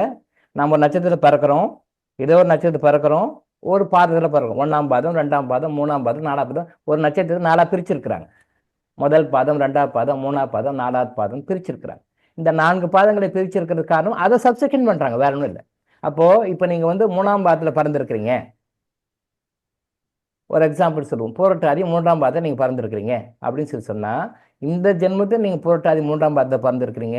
போன ஜென்மத்தில் நீங்கள் புரட்டாதி நட்சத்திரத்தில் 2ஆம் பாதத்தில் நீங்கள் இறந்துருக்கிறீங்க. என்ன நட்சத்திரம் நீங்கள் இறக்குறீங்களோ அடுத்த அதே நட்சத்திரம் அடுத்த பாதத்தை நம்ம இந்த பறவையில் பறப்போம். அது எதை குறிக்கிறது? பிறவி தொடர்ந்து வருகிறது, கண்டினியூட்டி ஆகுறதுன்னு நீங்கள் தெரிஞ்சுக்கணும். இது எத்தனை பேர் சொல்லியிருக்காங்க உங்களுக்கு? எத்தனை அஸ்ட்ராலஜர் உங்களுக்கு சொல்லியிருக்காங்க? எத்தனை பேர் உங்களுக்கு தெரியும்? எத்தனை ஆன்மீகவாதி உங்களுக்கு சொல்லியிருக்காங்க? தெரியாது. இதுதான் உண்மை. சரி, இந்த 27 நட்சத்திரங்கள் நான் பிறக்கிறதுக்கு வாய்ப்பே இருக்கக்கூடாது இறைவா. நான் எல்லாத்தையும் தீபத்தில் ஏற்றுறேன். எதை எரிக்கிறேன்? அஞ்ஞானத்தை எரிக்கிறேன். 27 நட்சத்திரங்கள் பிறப்பதற்கான வாய்ப்புகள் இருக்கு இல்லையா, அந்த அஞ்ஞானம் இருக்கு இல்லையா, அந்த அஞ்ஞானத்தை நான் எரிக்கிறேன். 27 தீபம் நான் எரிக்கிறேன். திருப்பி நம்ம பிறக்க வச்சிடாரு, இந்த உலகத்துக்கு பிறக்க வச்சிடாரு அப்படின்ற கருத்து அங்கே சொல்லப்படுகிறது. இதை யார் சொல்லுவாங்க? யாருக்கும் தெரியும். 27 தீபம் ஏற்று. இதான் காரணம். புரிஞ்சுக்கோங்க. தீபத்தை ஏற்றுங்க, சங்கல்பம் பண்ணிங்க. உங்களுக்கு என்ன பாய்ச்சி வேணும் சங்கல்பம் வைங்க. ஏதாவது ஒரு தானம் தர்மம் பண்ணுங்க, செய்யுங்க, கண்டிப்பாக செய்யுங்க. இதுக்காக செலவு பண்ணுற நேரமும், செலவு பண்ணுற உழைப்பும், செலவு பண்ணுற பணமும் உங்களுக்கு இறைவன் பல வகையில் சம்பாரித்து கொடுப்பார். ஏதோ வகையில் கொடுப்பார். அதே நேரத்தில் ஏதோ வகையில் சேவ் பண்ணி கொடுப்பார். ஒன்று கொடுப்பார் அல்லது தீமைகளை, கஷ்டங்களை, துன்பங்களை தடுப்பார். ரெண்டுமே செய்யும். மகாலட்சுமி அம்சம் சொல்லிருக்கேன், ஒன்று கொடுக்கும், ஒன்று தடுக்கும். மகாலட்சுமி என்ன பண்ணுவாங்க? ஒரு கையில் கொடுப்பாங்க. நிறைய பேர் கொடுங்க கொடுங்க கொடுங்க, ஒன்று கொடுக்கலன்னுவாங்க. இங்கே இன்னொரு பக்கம் தேவையில்லாத செலவுகளை, தேவையில்லாத கஷ்டங்களை, தேவையில்லாத அன்வான்ட் எக்ஸ்பென்சஸ் சொல்லி அந்த செலவும் தடுப்பாங்க. அவங்க அன்வான்ட் எக்ஸ்பென்ஸ் தடுப்பாங்க. அந்த கை இன்னொரு கை அதை தடுக்கும், அந்த கை தடுக்கும். ஸோ அதுவும் மகாலட்சுமியோட ஆசீர்வாதம் தான். நம்ம இதை யாரும் பார்க்கறது, எனக்கு வரல வரல கொடுக்கல மட்டும் தேவையில்லாத செலவு தடுக்கிறாங்கன்றது யாருக்கும் தெரியுது. அதையும் தெரிஞ்சுக்கணும். சரிங்களா? பார்த்துக்கோங்க அந்த வீடியோ.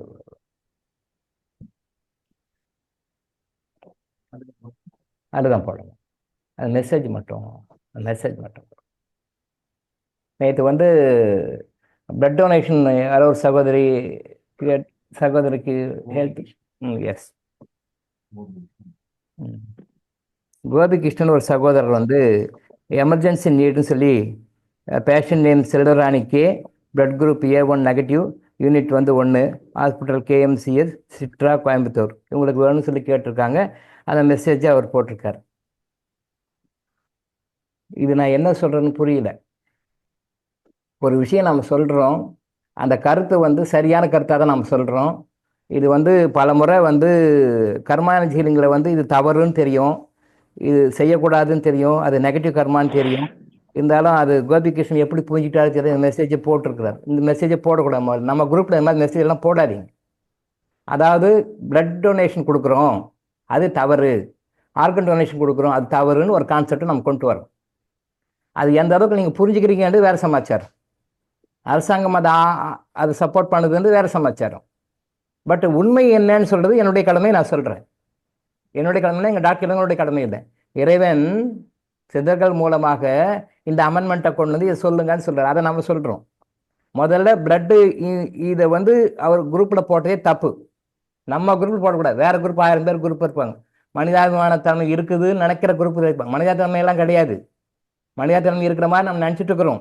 நாம் சொல்லிட்டு இருக்கோம். நாம சொல்லிட்டு நாங்கள் மனிதாபித்தன்மை இருக்கிறோம், எங்கிட்ட ரொம்ப மனிதாபித்தன்மை இருக்குது, நாங்கள் மனிதத்தன்மை இருக்குது. அதெல்லாம் சும்மா. நான் ஒரு 100 எக்ஸாம்பிள் சொல்லட்டுமா? ஒரு 2 எக்ஸாம் சொல்லிட்டு ஒரு நாளைக்கு 2 கிளாஸ், ஒரு கிளாஸுக்கு 2 எக்ஸாம் சொல்லட்டுமா? அதெல்லாம் இல்லை சார், மனிதாபிமானம்லாம் இல்லை சார். மனிதாபிமானிக்க மாதிரி நினச்சிட்டு ஏமாற்றிட்டு இருக்கிறோம். நாமளாம் ஏமாற்றிட்டு இருக்கிறோம், நாமளாம் ஏமாந்துருக்கோம். 2 மனிதாத்தன்மை நம்மகிட்ட கிடையாது. உண்மையிலே கிடையாது. உண்மையிலே கிடையாது. பர்சன்டேஜ் எல்லாம் கொஞ்சம் வேரி ஆகலாம். மனிதாத்தன்மையெல்லாம் நான் மனிதத்தன்மையோடு இருக்கிறேன் அப்படின்லாம் கிடையாது. அது எடுங்க சார். மனிதத்தன்மையெல்லாம் கிடையாது. நம்ம இருக்கிற மாதிரி நினச்சிட்டு இருக்கிறோம், சொல்லிட்டு இருக்கிறோம். எங்கே இருக்குது மனிதத்தன்மை? அதெல்லாம் போய் எத்தனையோ வருஷம் ஆச்சு சார். நடிச்சிட்டு இருக்கோம் சார். நம்ம அதில் போட்டிருக்காரு எமர்ஜென்சி சரி, கோபிகிருஷ்ணன் சகோதரர் போட்டிருக்காரு, ரைட், ஓகே, தப்பு இல்லை. அவங்க கேட்டிருக்காங்க. அதில் வந்து blood donation is one of the negative கர்மான்னு சொல்லி ரமணி சார் போட்டிருக்காரு. அதுக்கு பிறகு ஒரு பெரிய போராட்டமே நடந்திருக்கு, நிறைய நடந்திருக்கு. லோகேஸ்வரன் ஒரு சகோதரர் போட்டிருக்காரு. அவர் தான் வந்து பிரச்சனையை ஆரம்பிச்சுட்டு ஒரு கோபிகிருஷ்ணன் மெசேஜ் போட்டார். போட்ட மெசேஜ் தப்பு, சரி, ஓகே. அதுக்கு அவர் விளக்கம் சொல்லிக்கிறார். ஜெமினி ஜிஆர் கரெக்டாக சொல்லிக்கிறார். 100% தப்பு இல்லை சார், அவர் கரெக்டாக போட்டிருக்கார். அதே நேரத்தில் அந்த லோகேஸ்வரன் அப்படின்னு ஒரு சகோதரர் வந்து இதை பற்றி நிறைய கமெண்ட் கொடுத்து நிறைய பேசியிருக்கார். இதை பற்றி பேசுனா 10 கிளாஸ் பேசலாம் சார். உங்கள் சப்ஜெக்டை பற்றி பேச எங்களுக்கு நேரம் இல்லை சார். அதாவது கர்மாலஜிங்களுக்கு என்ன விஷயம் சொல்கிறோம் அப்படின்னா 3 விஷயம் சொல்கிறோம். என்ன விஷயம்னா, ஏற்கனவே இதுவரையில் சொல்லப்படாத, நோட் பண்ணிக்கோங்க, எழுதி கூட வச்சுக்கோங்க, இது வரைக்கும் யாருமே சொல்லாத விஷயங்கள், நம்பர் 1. நம்பர் 2, இதுவரைக்கும் சொல்லி தவறாக புரிந்து கொள்ளப்பட்ட விஷயங்கள். நம்பர் 2, எழுதிக்கோங்க, தவறாக புரிந்து கொள்ளப்பட்ட விஷயங்கள். நம்பர் 3, அரைகுறையாக புரிந்து கொள்ளப்பட்ட விஷயங்கள். இந்த 3ஐயும் சரி பண்ணுறது தான் கர்மாலஜி ஹீலிங். திருப்பி ரெவி பண்ணுறேன், நல்லா நோட் பண்ணிங்க, மனசில் படிச்சுங்க, நோட்டை எழுதி வச்சுக்கோங்க. இதை திருப்பி ரெவி பண்ணி பாருங்க, நான் என்ன சொல்ல வரேன்னு உங்களுக்கு தெரியும். அதாவது இது வரைக்கும் யாரும் சொல்லாத விஷயங்கள். 2வது, இது வரைக்கும் சொல்லி தவறாக புரிந்து கொள்ளப்பட்ட விஷயங்கள், 100க்கு 100 தவறாக புரிந்து கொள்ளப்பட்ட விஷயங்கள். 3வது, 100க்கு 100 இல்லை, பார்சியலாக, பர்சன்டேஜ் கம்மியாக, முன்ன பின் அரைகுறையாக, 40%, 50%, 30% இப்படி தவறாக புரிந்து கொள்ள. இந்த 3 விஷயங்களை சரி பண்ணுறதுக்காகத்தான் இந்த அமெண்ட்மெண்ட்டை பண்ணி கர்மாலஜி இங்கே கொடுக்குறாரு இறைவன். இங்கே நம்ம இதைத்தான் சொல்கிறோம். இதை நீங்கள் அக்செப்ட் பண்ணிக்கோங்க, அக்செப்ட் பண்ணிக்கோங்க, விட்டுடுங்க, அவ்வளோதான். That is your will. உங்கள் கர்மா தான் டிசைட் பண்ணும். நீங்கள் இதை கேட்டு உருப்பிடுவீங்க, முன்னுக்கு போவீங்க அப்படின்னா உங்கள் விருப்பம் அது. இல்லை நான் கேட்க மாட்டேன், வீணாக போகணும், அது உங்கள் விருப்பம். அது உங்களை யாரும் கம்பல்லாம் பண்ணுறீங்க. நம்ம சொல்கிற விஷயத்த வந்து கேளுங்க, ஃபாலோ பண்ணுங்க, இதை செய்யுங்க அப்படின்னு நம்ம சொல்கிற மொழியை it is up to you. உங்களுக்கு சரின்னு பட்டா ஃபாலோ பண்ணுங்க, சரின்னு பண்ணால் விட்டுடுங்க. உங்களுக்கு மனசுக்கு சரின்னு படுதா, இவர் சொல்கிற பாயிண்ட் கரெக்டாக சரின்னு படுதா, ஃபாலோ பண்ணுங்க. சரின்னு படலையா, விட்டுட்டு போங்க. உங்களை யாரும் கையை பிடிச்சி இழுத்து நீங்கள் ஃபாலோ பண்ணணும்னு சொல்ல அவசியம் இல்லை. உங்கள் தலையெழுத்து நல்லா இருந்தால் ஃபாலோ பண்ண போகிறீங்க, உங்கள் தலையெழுத்து சரினா ஃபாலோ பண்ண மாட்டீங்க, அவ்வளோதான். That's all. இங்கே யாரும் அதுக்காக உட்காந்துட்டு யாரும் ஃபீல்லாம் பண்ண போகிறது இல்லை. வந்த மாட்டை கட்டுறதும் கிடையாது, போன மாட்டை ஆடுறதும் கிடையாது. ஏன் வந்தீங்கன்னு கேட்க மாட்டோம், ஏன் போனீங்கன்னு கேட்க மாட்டோம். It is up to you. உங்கள் கர்மா டிசைட் பண்ணிக்கோ. உங்களுக்கு சரின்னு பட, நான் சொல்கிற கருத்துக்கள் உங்களுக்கு சரின்னு பட்டா ஏற்றுக்கோங்க, இல்லைன்னா விட்டுட்டு போயிடுங்க. பிளட் டொனேஷன், ஆர்கன் டொனேஷன் முழுக்க தப்பு, எகெயின்ஸ்ட் டிவைன் லா அப்படின்னு நம்ம சொல்கிறோம். அது காரணங்கள் நம்ம சொல்கிறோம். அந்த காரணத்தை வந்து நீங்கள் புரிஞ்சிக்கலன்னா நீங்கள் மனிதாபிமானத்தன்மை இல்லைங்க, நான் தான் மனிதாபிமானத்தன்மை இருக்கிறேன், என்ன மாதிரி மனிதாத்தன்மை யாருமே இல்லைன்னு அவர் சொல்லியிருக்காரு. விளக்கம் சொல்கிறேன், நான் அவருக்கு விளக்கம் சொல்கிறேன். அதெல்லாம் இல்லை, இதெல்லாம் தப்பு, நான் காப்பாற்றுறேன், நீங்கள் காப்பாற்றுறேன்னு சொல்லிட்டு இருக்காரு. அதை பற்றி விளக்கம் இன்னைக்கு சொல்லுவோம். இன்னைக்கு ஃபுல்லாக கிளாஸ் ஆனால் சரி, இதை நான் கரெக்ட் பண்ணாமல் விடுறது இல்லை. இது சரியாக புரிஞ்சுக்கணும். தவறான புரிதல் இது. இன்னைக்கு கிளாஸ் ஃபுல்லாக தர்மம் பற்றி தான், இதுவும் தர்மம் பற்றி தான். தர்மம் பற்றி தான் விஷயம், தர்மம் பற்றி தான் பேசுகிறோம். தர்மத்தை எந்த அளவுக்கு சரியாக புரிஞ்சுட்டு இருக்கீங்க, எந்த அளவுக்கு புரியல நீங்களே அசஸ் பண்ணி நீங்களே மார்க் போட்டுக்கோங்க. நீங்கள் எந்த அளவுக்கு புரிஞ்சிருக்கிறீங்க, எந்த அளவுக்கு புரியல மார்க் போட்டுக்கோங்க. அவர் சொல்கிறாரு, ரத்த தானம் கொடுக்குறது நான் உயிரை கொடுக்குறேன் அப்படின்னு சொல்லிட்டு. நான் சொல்கிறேன், எல்லா ஒரு காரணத்துக்கும் ஒரு காரணம் இருக்குது. இப்போது அந்த குரூப்பு ரத்தம் வேணும்னு கேட்குறாங்க, அந்த அம்மா ரத்தம் வேணும்னு கேட்குறாங்க. ஏன் கேட்குறாங்க? எதுக்காக கேட்குறாங்க? ரத்தம் அவங்க உடம்பு சரியில்லை, ரத்தம் தேவைப்படுது. சரி, ஓகே, ரத்தம் கொடுக்குறாங்க. ஓகே, நம்ம வந்து இப்போ நான் படித்தேன் 7th படித்த போது, அப்போ என்ன சிலபஸ் படித்தேன்? கவர்மெண்ட் ஆஃப் தமிழ்நாடு ஃபிக்ஸ் பண்ண syllabus. Government of Tamil Nadu syllabus கொடுத்துருக்கு. அந்த சிலபஸை எனக்கு வாத்தியார் சொல்லி கொடுக்குறாரு. 7th படிக்கிறேன், சயின்ஸு. கோட்டீஸ்வரன், அவர் ஆசிரியர் பேர் கோட்டீஸ்வரன். எப்போ பார்த்தாலும் பரம்போடு தான் இருப்பார் அவர். ப்ரேயர் டைம் மட்டும் தான் கையில் பரம்பு இருக்காது. ப்ரேயர் விட்டு வெளியே வந்தால் திருப்பி ஸ்கூல் முடியும், கையில் பரம்போடு செஞ்சுட்டு இருப்பார் அவர், எங்கே போனாலும். அருமையான ஆசிரியர் அவர். அதெல்லாம் அவன் டெடிக்கேட்டட்லாம் வாசியிருக்கார். 7ஆம் கிளாஸ் சொல்லி கொடுத்தார், உடல் தன்னைத்தானே குணப்படுத்திக் கொள்ளும் தன்மையுடையது அப்படின்னு சொல்லி கொடுத்தார். உடல் தன்னைத்தானே குணப்படுத்திக் கொள்ளும் தன்மையுடையதுன்னு எனக்கு சொல்லி கொடுத்தார் 7ஆம் கிளாஸ் படிக்கும்போது. நீங்களும் படிச்சிருக்கீங்க, எல்லாரும் படித்தவங்க தான், எல்லாரும் படித்தவங்க தான், எல்லாரும் படிச்சிருப்பீங்க. ஏதோ ஒரு கிளாஸ். எனக்கு 7ஆம் கிளாஸ் படிக்கும்போது ஆசிரியர் சொல்லி கொடுத்தார். நான் பேர் கூட சொல்கிறேன் பாருங்க, கோட்டீஸ்வரன். உடல் தன்னைத்தானே குணப்படுத்திக் கொள்ளும் தன்மை உடையதுன்னு சொல்லி கொடுத்தார். நீங்களும் படிச்சிருக்கீங்க, எல்லாருக்கும் தெரியும். உடல் தன்னைத்தானே குணப்படுத்திக் கொள்ளும் தன்மை உடையது. ஓகே, அதில் மாட்டு கருத்து இருக்கா? இல்லை. இது யார் சொன்னாங்க? ஏதோ பிஜேபி கவர்மெண்ட் வந்துச்சு, மூட நம்பிக்கை பரப்பிட்டாங்க அப்படின்னு சொல்லுவாங்க. இப்போ நம்ம அரசியலுக்கு போல உதாரணம் சொல்கிறேன். அப்போது நான் படித்த போது கழக ஆட்சி, திராவிடர் கழக ஆட்சி. என்ன அழகு, என்னம்மா திராவிட மாடல் ஆட்சியா? திராவிட மாடல். அது ஏடிஎம்கே கவர்மெண்ட் வந்தாலும் சரி, டிஎம்கே கவர்மெண்ட் வந்தாலும் சரி, திராவிட மாடல் ஆட்சி தான். பேர் சொல்லிக்கிறாங்க. பட் யார்? காங்கிரஸ் ஆட்சியோட போயிடுச்சு அது. நான் படிக்கும்போது காங்கிரஸ் ஆட்சி இல்லை, திராவிடர் இயக்கமா, அந்த இயக்கத்தினுடைய ஆட்சிகள் தான். அது ஏடிஎம்கே இருந்தாலும் சரி, டிஎம்கே இருந்தாலும் சரி, கூட்டணியாக இருந்தாலும் சரி, எல்லாமே அந்த ஆட்சி தான். அந்த ஆட்சி கொடுக்குற சப்ஜெக்ட் வந்து பகுத்தறிவு உள்ள சப்ஜெக்ட், பகுத்தறிவு உள்ள சப்ஜெக்ட், மூடநம்பிக்கை உள்ள சப்ஜெக்ட் கிடையாது. இன்னைக்கு சொல்றாங்கடா பிஜேபி வந்துருச்சு, அவங்க மூடநம்பிக்கையான மூடத்தனமான கருத்துக்கெல்லாம் பாடத்தை உட்புத்துறாங்க, மூடநம்பிக்கைலாம் கொண்டு வராங்க அப்படின்னு ஒரு குரூப் சொல்லுது. நம்ம அந்த சப்ஜெக்ட்டுக்கு போகல. அப்போ நான் சொல்றது, தமிழ்நாடு கவர்மெண்ட்டு திராவிட மாடல் அரசு, பகுத்தறிவுவாத அரசு. அந்த அரசு கொடுக்குற சிலபஸை படிக்கிறோம். அந்த படிக்கும்போது 7ஆம் கிளாஸில் சொல்லி கொடுக்குறார், உடல் தன்னைத்தானே குணப்படுத்திக்கொள்ளும் தன்மை உடையதுன்னு சொல்லி கொடுக்குறார். அது உண்மைதானே? அது யாரும் மாட்டு கருத்தில் இல்லை. உடல் தன்னைத்தானே குணப்படுத்திக் கொள்ளும் உண்மை உடையது, தன்மை உடையது அப்படி சொல்லி அரசாங்கம் சொல்றது. பகுத்தறிவு அரசாங்கம் ஒரு சிலபஸ் கொடுக்குது, அந்த சிலபஸை வாத சொல்லி கொடுக்குறது, நானும் படிக்கிறேன். உடல் தன்னைத்தானே குணப்படுத்திக் கொள்ளும் தன்மை உடையது அப்படின்னா அப்புறம் எதுக்கு இத்தனை ஹாஸ்பிட்டல்? எதுக்கு இத்தனை ஹாஸ்பிட்டல்? எதுக்கு ஐசி யூனிட்? எதுக்கு ஐசிசி யூனிட்? எதுக்கு சர்ஜரி? ஏன் குணமாகலை? கொஞ்சம் யோசனை பண்ணுங்க. ஒரு நிமிஷம் யாராவது கொஞ்சம் யோசனை பண்ணுங்க. ஒரு 1/2 நிமிஷம் டைம் எடுத்துக்கோ. உடல் தன்னைத்தானே குணப்படுத்திக் கொண்டு தன்மை உடையது, அது பொய் இல்லை, உண்மை. அப்புறம் உடல் தன்னைத்தானே குணப்படுத்தி கொண்டால் நாம ஏன் இத்தனை நோய்கள், இத்தனை ஆஸ்பத்திரிகள், இத்தனை தடுப்பூசிகள்? அப்போ தடுப்பூசி வேலை செய்யலை. எதுக்கு வெரைட்டிஸ் ஆஃப் ஸ்பெஷலிஸ்ட்டு? எதுக்கு டிஃப்ரெண்ட் டைப்ஸ் ஆஃப் சர்ஜரிஸு? எதுக்கும் டிஃப்ரெண்ட் டைப்ஸ் ஆஃப் வேக்சின்ஸு? ஏன்? எங்கே தப்பு நடக்குது? கொஞ்சம் யோசனை பண்ணி பாருங்க பார்ப்போம். யோசனை பண்ணுங்க. யாரும் 2 பேர் சொல்லுங்க. யாராவது ஒரு 2 பேர், ஒரு 2 பேர், சகோதர சைடில் 2 பேர், சகோதர சைடு 2 பேர் சொல்லுங்க. உடல் தன்னைத்தானே குணப்படுத்திக் கொள்ளும் தன்மையுடையதுன்றது அரசாங்கம் சொல்றது, டிக்ளேர் பண்ண, சயின்டிஸ்ட் டிக்ளேர் பண்ணுறாங்க. அப்புறம் ஏன் இத்தனை நோய்கள்? இத்தனை நோய்களும் இருக்கு, ஏன் குணமாகலை? ஏன் உடல் தன்னைத்தானே குணப்படுத்திக் கொள்ளவில்லை? ஒரு 4 பேர் மட்டும் அப்படின்னு சொல்லுங்க பார்க்கலாம். ஓப்பன் பண்ணி விடுங்க சார். ஓப்பன் தான் சொல்லுங்க. ஐயா, நம்ம எடுத்துக்கொள்ள உணவுப் பொருட்கள் எல்லாமே நச்சு பொருட்களா இருக்குதுங்கய்யா. அதே மாதிரி அட்மாஸ்பியர் இது எல்லாமே வந்து கெட்டு போயிடுச்சுங்கய்யா. Right, correct. அடுத்தது ஐயா வணக்கம். நம்ம உடலை பத்தின, உடலின் மொழியை பத்தின, அதாவது உடல் நமக்கு என்ன தேவைங்கிறத சொல்றத புரிஞ்சிக்காம இருக்கிறதுனாலையும், அந்த அறியாமை தான், உடல் பத்தின அறியாமை இருக்கிறதுனாலதான் நமக்கு பல நோய்கள் வருது. Correct sir, correct sir, correct sir. Right. அடுத்தது ஐயா வணக்கம் ஐயா. சொல்லுங்கம்மா. ஆம், ஐயா, உடல் தன்னைத்தானே குணப்படுத்திக் கொள்கிற தகுதியை இழந்துடுச்சுங்க ஐயா. இப்போ நம்மளுடைய தவறான பழக்க வழக்கத்தினால ம், பசிக்கும் போது சாப்பிடணும், அதெல்லாம் பசின்ற உணர்வே நம்ம அறியாம ம், பார்க்கும் போதெல்லாம் எடுத்து சாப்பிட்டுறது, ம், கிடைக்கும் போதெல்லாம் சாப்பிட்டுறது, ம். அந்த மாதிரி பழக்கம் தொடர்ந்து வர வர வர வர அந்த தகுதியை இழந்துருச்சுங்க அப்படின்னு நான் நினைக்கிறேங்க ஐயா. உங்க பேருமா?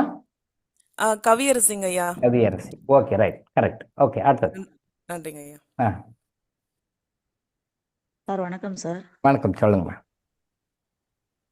சார் நம்ம கர்ம எனர்ஜி ஹீலிங்ல வந்த பிறகு என்னுடைய புரிதல் என்னன்னா, ம், நம்மளுடைய பாஸ்ட் லைஃப் கர்மாவால நம்ம கஷ்டப்படணும் அப்படிங்கிறது தான் ம், விதி. ம். அதுதான் நம்ம நம்ம சம்பாதிச்சது தான் நமக்கு நோயா வருது கரெக்ட். ம், அப்படிங்கிறது என்னுடைய புரிதல் சார். ம், ம். கரெக்ட். ஓகே. 4 பேரும் சொல்லியிருக்கீங்க. 4 பேர் சொன்னதுமே கரெக்ட். யாரும் தப்பாக சொல்லல. ஈவன் ஒரு 5 to 10% தப்பாக சொல்லிட்டாங்க, இல்லை 2% சொல்லிட்டாங்க. ஒன்றுமே இல்லை, எல்லாமே 100% கரெக்டாக. எல்லாரும் சொன்னதுமே கரெக்ட். உடல் தன்னைத்தானே குணப்படுத்திக் கொள்ளும் தன்மை உடையது. ஆனால் உடல் தன்னைத்தானே குணப்படுத்திக் தன்மை உடைய நாம் பல்வேறு காரணங்களால் அதை டேமேஜ் பண்ணிட்டோம். நாம் அதை டேமேஜ் பண்ணிட்டோம். தப்பு முழுக்க முழுக்க நமது. அது காரணங்கள் 4 பேர் சொன்னதுமே கரெக்டான ரீசன். எல்லாருமே தப்பாக சொல்லிங்க, ஒரு ஆங்கிளில் சொல்லியிருக்கீங்க. இதை நம்ம விரிவாக டிஸ்கஸ் பண்ணுவோம், ஃபியூச்சரில் டிஸ்கஸ் பண்ணுவோம். இப்போ எல்லாருமே கரெக்ட். அப்போ உடல் தன்னைத்தானே குணப்படுத்திக் கொள்ளும் தன்மை நாம் இழந்துட்டோம், நாம் விட்டுட்டோம். Because of purely our mistake, நம்மளுடைய மிஸ்டேக்னால விட்டுட்டோம். அதனால் உடல் தன்னைத்தானே குணப்படுத்திக் கொள்ளும் தன்மை போயிடுச்சு. இந்த தன்னைத்தானே குணப்படுத்திக் கொள்ளும் போயிட்ட பிறகு நீங்கள் எக்ஸ்டர்னலாக என்ன கொடுத்தாலும் ஒர்க் அவுட் ஆகவில்லை, ஒர்க் அவுட் ஆகாது.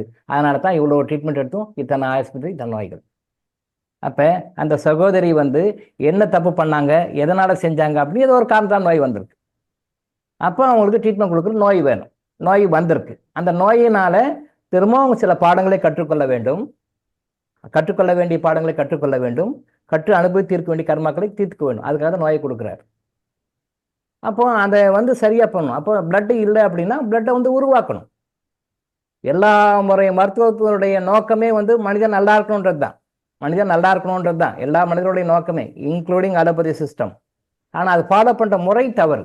அது ஃபாலோ பண்ணுற முறை தவறு. ரத்தம் இல்லை, ரத்தம் வேணும்னு கேட்குறாங்க. ரத்தம் கொடுத்தாலும் டிஆர் ஒரு எக்ஸாம்பிள் போட்டிருந்தாரு. இந்த மாதிரி வேற ஒரு பேஷண்ட்டுக்கு கொடுத்தோம், பண்ணோம், அது ரத்தம் ஒத்துக்கலான்னு சொல்லி பிரச்சனை வந்தது, அதனால் அவங்க இறந்தாங்கன்ற மாதிரி, நல்லாயிட்டாங்க, அதுக்கு பிறகு வந்தாங்கன்ற மாதிரி 2-3 எக்ஸாம்பிள்ஸ் போட்டிருந்தார். ஃபுல்லாக படிக்க நேரம் இல்லை. அதெல்லாம் கரெக்டு தான், அதெல்லாம் உண்மைதான். அது உண்மையிலேயே ஆன்மீக மருத்துவம், ஸ்பிரிச்சுவல் ட்ரீட்மெண்ட் என்ன சொல்லுதுன்னா, உடம்புல ரத்தம் இல்லைன்னா ரத்தத்தை தானாக உருவாக்கிக்கணும். ரத்தம் தானாக உருவாக்கணும். அந்த சிஸ்டம் மெக்கானிசம் இருக்குது பாடியில். அப்போ ரத்தத்தை நீங்கள் வெளியில் ஒருத்தர்கிட்ட நீங்கள் கொடுக்குறீங்க அப்படின்னு சொல்லும்போது, ரத்தத்தை வேற ஒருத்தர்கிட்ட நீங்கள் கொடுக்குறீங்கன்னும் போது அது எப்படி அக்செப்ட் பண்ணிக்கும்? அக்செப்ட் பண்ணிக்காது. நீங்கள் எப்பேற்பட்ட சேலஞ்சில் பேஷண்ட் வேணாலும் எங்கிட்ட கொடுங்க. Rare group, very very rare group, ரொம்ப ரொம்ப ரேரான குரூப். இந்த உலகத்திலேயே இந்த மாதிரி ரத்தமே கிடைக்காது, இந்த அபூர்வமான குரூப்பாக கூட இருக்கட்டும். சாதாரண ஒரு செந்தூரம், அந்த செந்தூரத்தை தேனில் போட்டு கலக்கி, உணவே மருந்தாக மருந்தே உணவாக. இங்கே மருந்துன்னு இல்லை, மருந்துன்னு நாம் பேர சொல்கிறோம். உணவே மருந்தாக மருந்தே உணவாக தொடர்ந்து ஒரு நாளைக்கு 2 வேளை தேனில் போட்டு கலக்கி சாப்பிட்டுட்டு வரட்டும். அடுத்த 1.5 மாதத்துல, அடுத்த 3 மாதத்துல எடுத்து பாருங்க, அவங்க உடம்பு ரத்தம் அப்படி ஊறி பெருகும் சார். அவங்க உடம்பே ரத்தம் வரும். நீங்கள் ஒன்றும் ஏற்ற தேவையில்லை. இன்னொருத்தருக்கு வாங்கி கெஞ்சி கூத்தாடி அநியாயத்துக்கு காசு கொடுத்து வாங்கி, அதில் புரோக்கர்ஸ் எல்லாம் வேற, அதில் நிறைய புரோக்கர்ஸ். எஸ், உண்மையிலே நிறைய புரோக்கர்ஸ் இருக்கிறாங்க. அதெல்லாம் உள்ள போன தெரியாது. ஜிஆர் கொஞ்சம் சில எக்ஸாம்பிளை காட்டுகிறார். அதெல்லாம் பேசுனா ரொம்ப கேவலமாக இருக்கும். கொடியேசிந்ததால் காட்டு வந்ததா, காட்டு வந்தால் கொடியேசிந்தா, அப்படி இல்லை. ரமணா படம் நம்ம சொல்கிறோம், ஒரு ஒரு விவாதம் வரும். சார், நாட்டை நடக்கிறது படமாக எடுக்கிறாங்களா, இல்லை படம் எடுக்கிறது நாட்டு நடக்குதா? அதே மாதிரி தான், நாட்டை நடக்கிறது எல்லாமே படமாக எடுக்கிறாங்களா, இல்லை படம் எடுக்கிறது எல்லாமே நாட்டு நடக்குதா அப்படின்னு சொல்லி பார்த்தா அது ஒன்றும் விளக்கம் சொல்ல முடியல. இப்படியும் சொல்ல முடியல, அப்படி சொல்ல, ரெண்டுமே கரெக்டாக இருக்கு. ரெண்டுமே கரெக்டாக தான் இருக்கு. நாட்டை நடக்கிறதெல்லாம் படத்தில் காட்டுறான், உண்மைதான், அது மறக்க முடியல. படத்தில் இருக்கிறது நாட்டில் நடக்குது. இப்போ இந்த கொடியை சிந்தால் காட்டு வந்ததா, காட்டு வந்தா கொடியை சிந்ததான்ற மாதிரி ரொம்ப டெலிகேட்டான விஷயம்.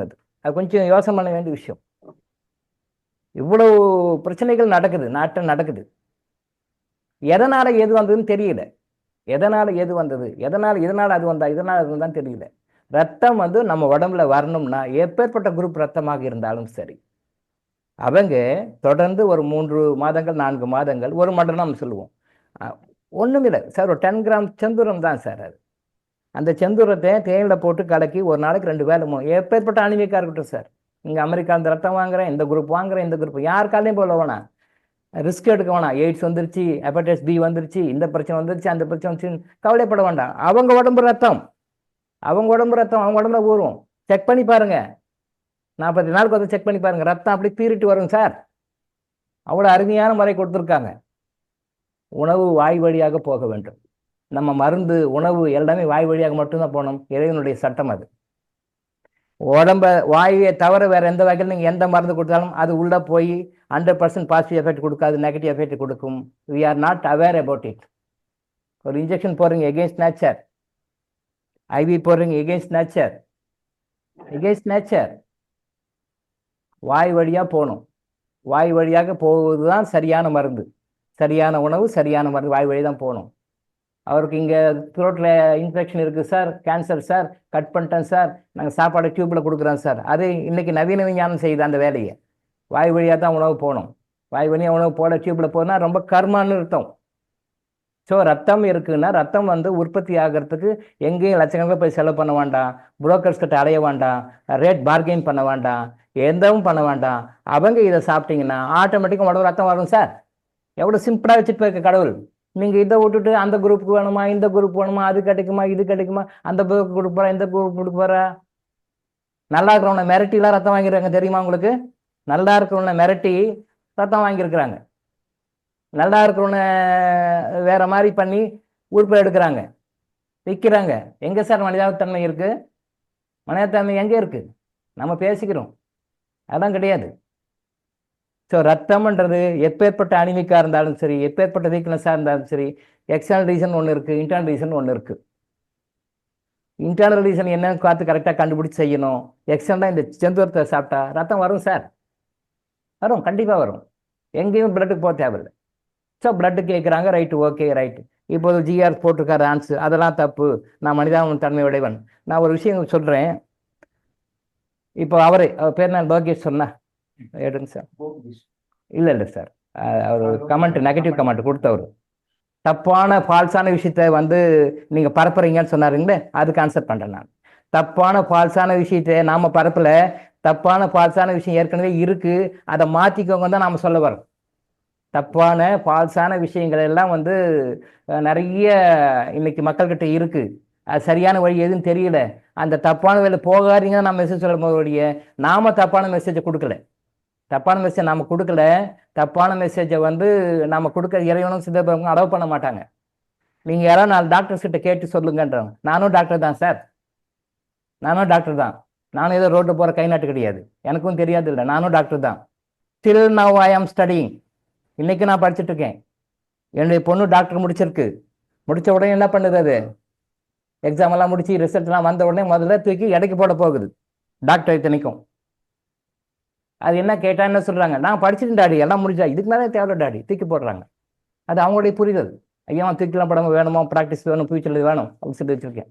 நான் பார்க்கலன்னா எடைக்கு போட்டு ஏதோ வாங்கி எடுப்பாங்க பணத்தை, காலேஜ் புக். அவங்க நினைக்கிறாங்க படித்து முடிச்சிட்டோம். ஸ்டில் நான் இன்னைக்கு நான் படிக்கிறேன் சார். இப்போ வர்ற 6, 7, 8, 3 நாள் சித்தர்கள் எனக்கு கிளாஸ் நடத்துகிறாங்க. ஒரு இடத்துக்கு வர சொல்லியிருக்காங்க. வரப்போகிற இப்போது அடுத்த வாரத்தில் 6, 7, 8, 3 நாள் எனக்கு வகுப்பு நடத்துகிறாங்க. நான் போய் கற்றுக்கிறேன், போவேன். 3 நாள் ஆப்சென்ட். நான் இங்கே 3, 4 நாள் ஆப்சென்ட்டு. இன்றைக்கும் படிக்கிறேன் சார்.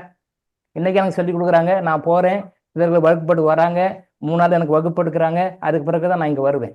3 நாள் சிலபஸ் கொடுத்தாங்க. என்னென்ன சிலபஸ், என்ன நாளைக்கு என் டைம் இந்த லெசன் கற்றுக் கொடுக்கப்படும்.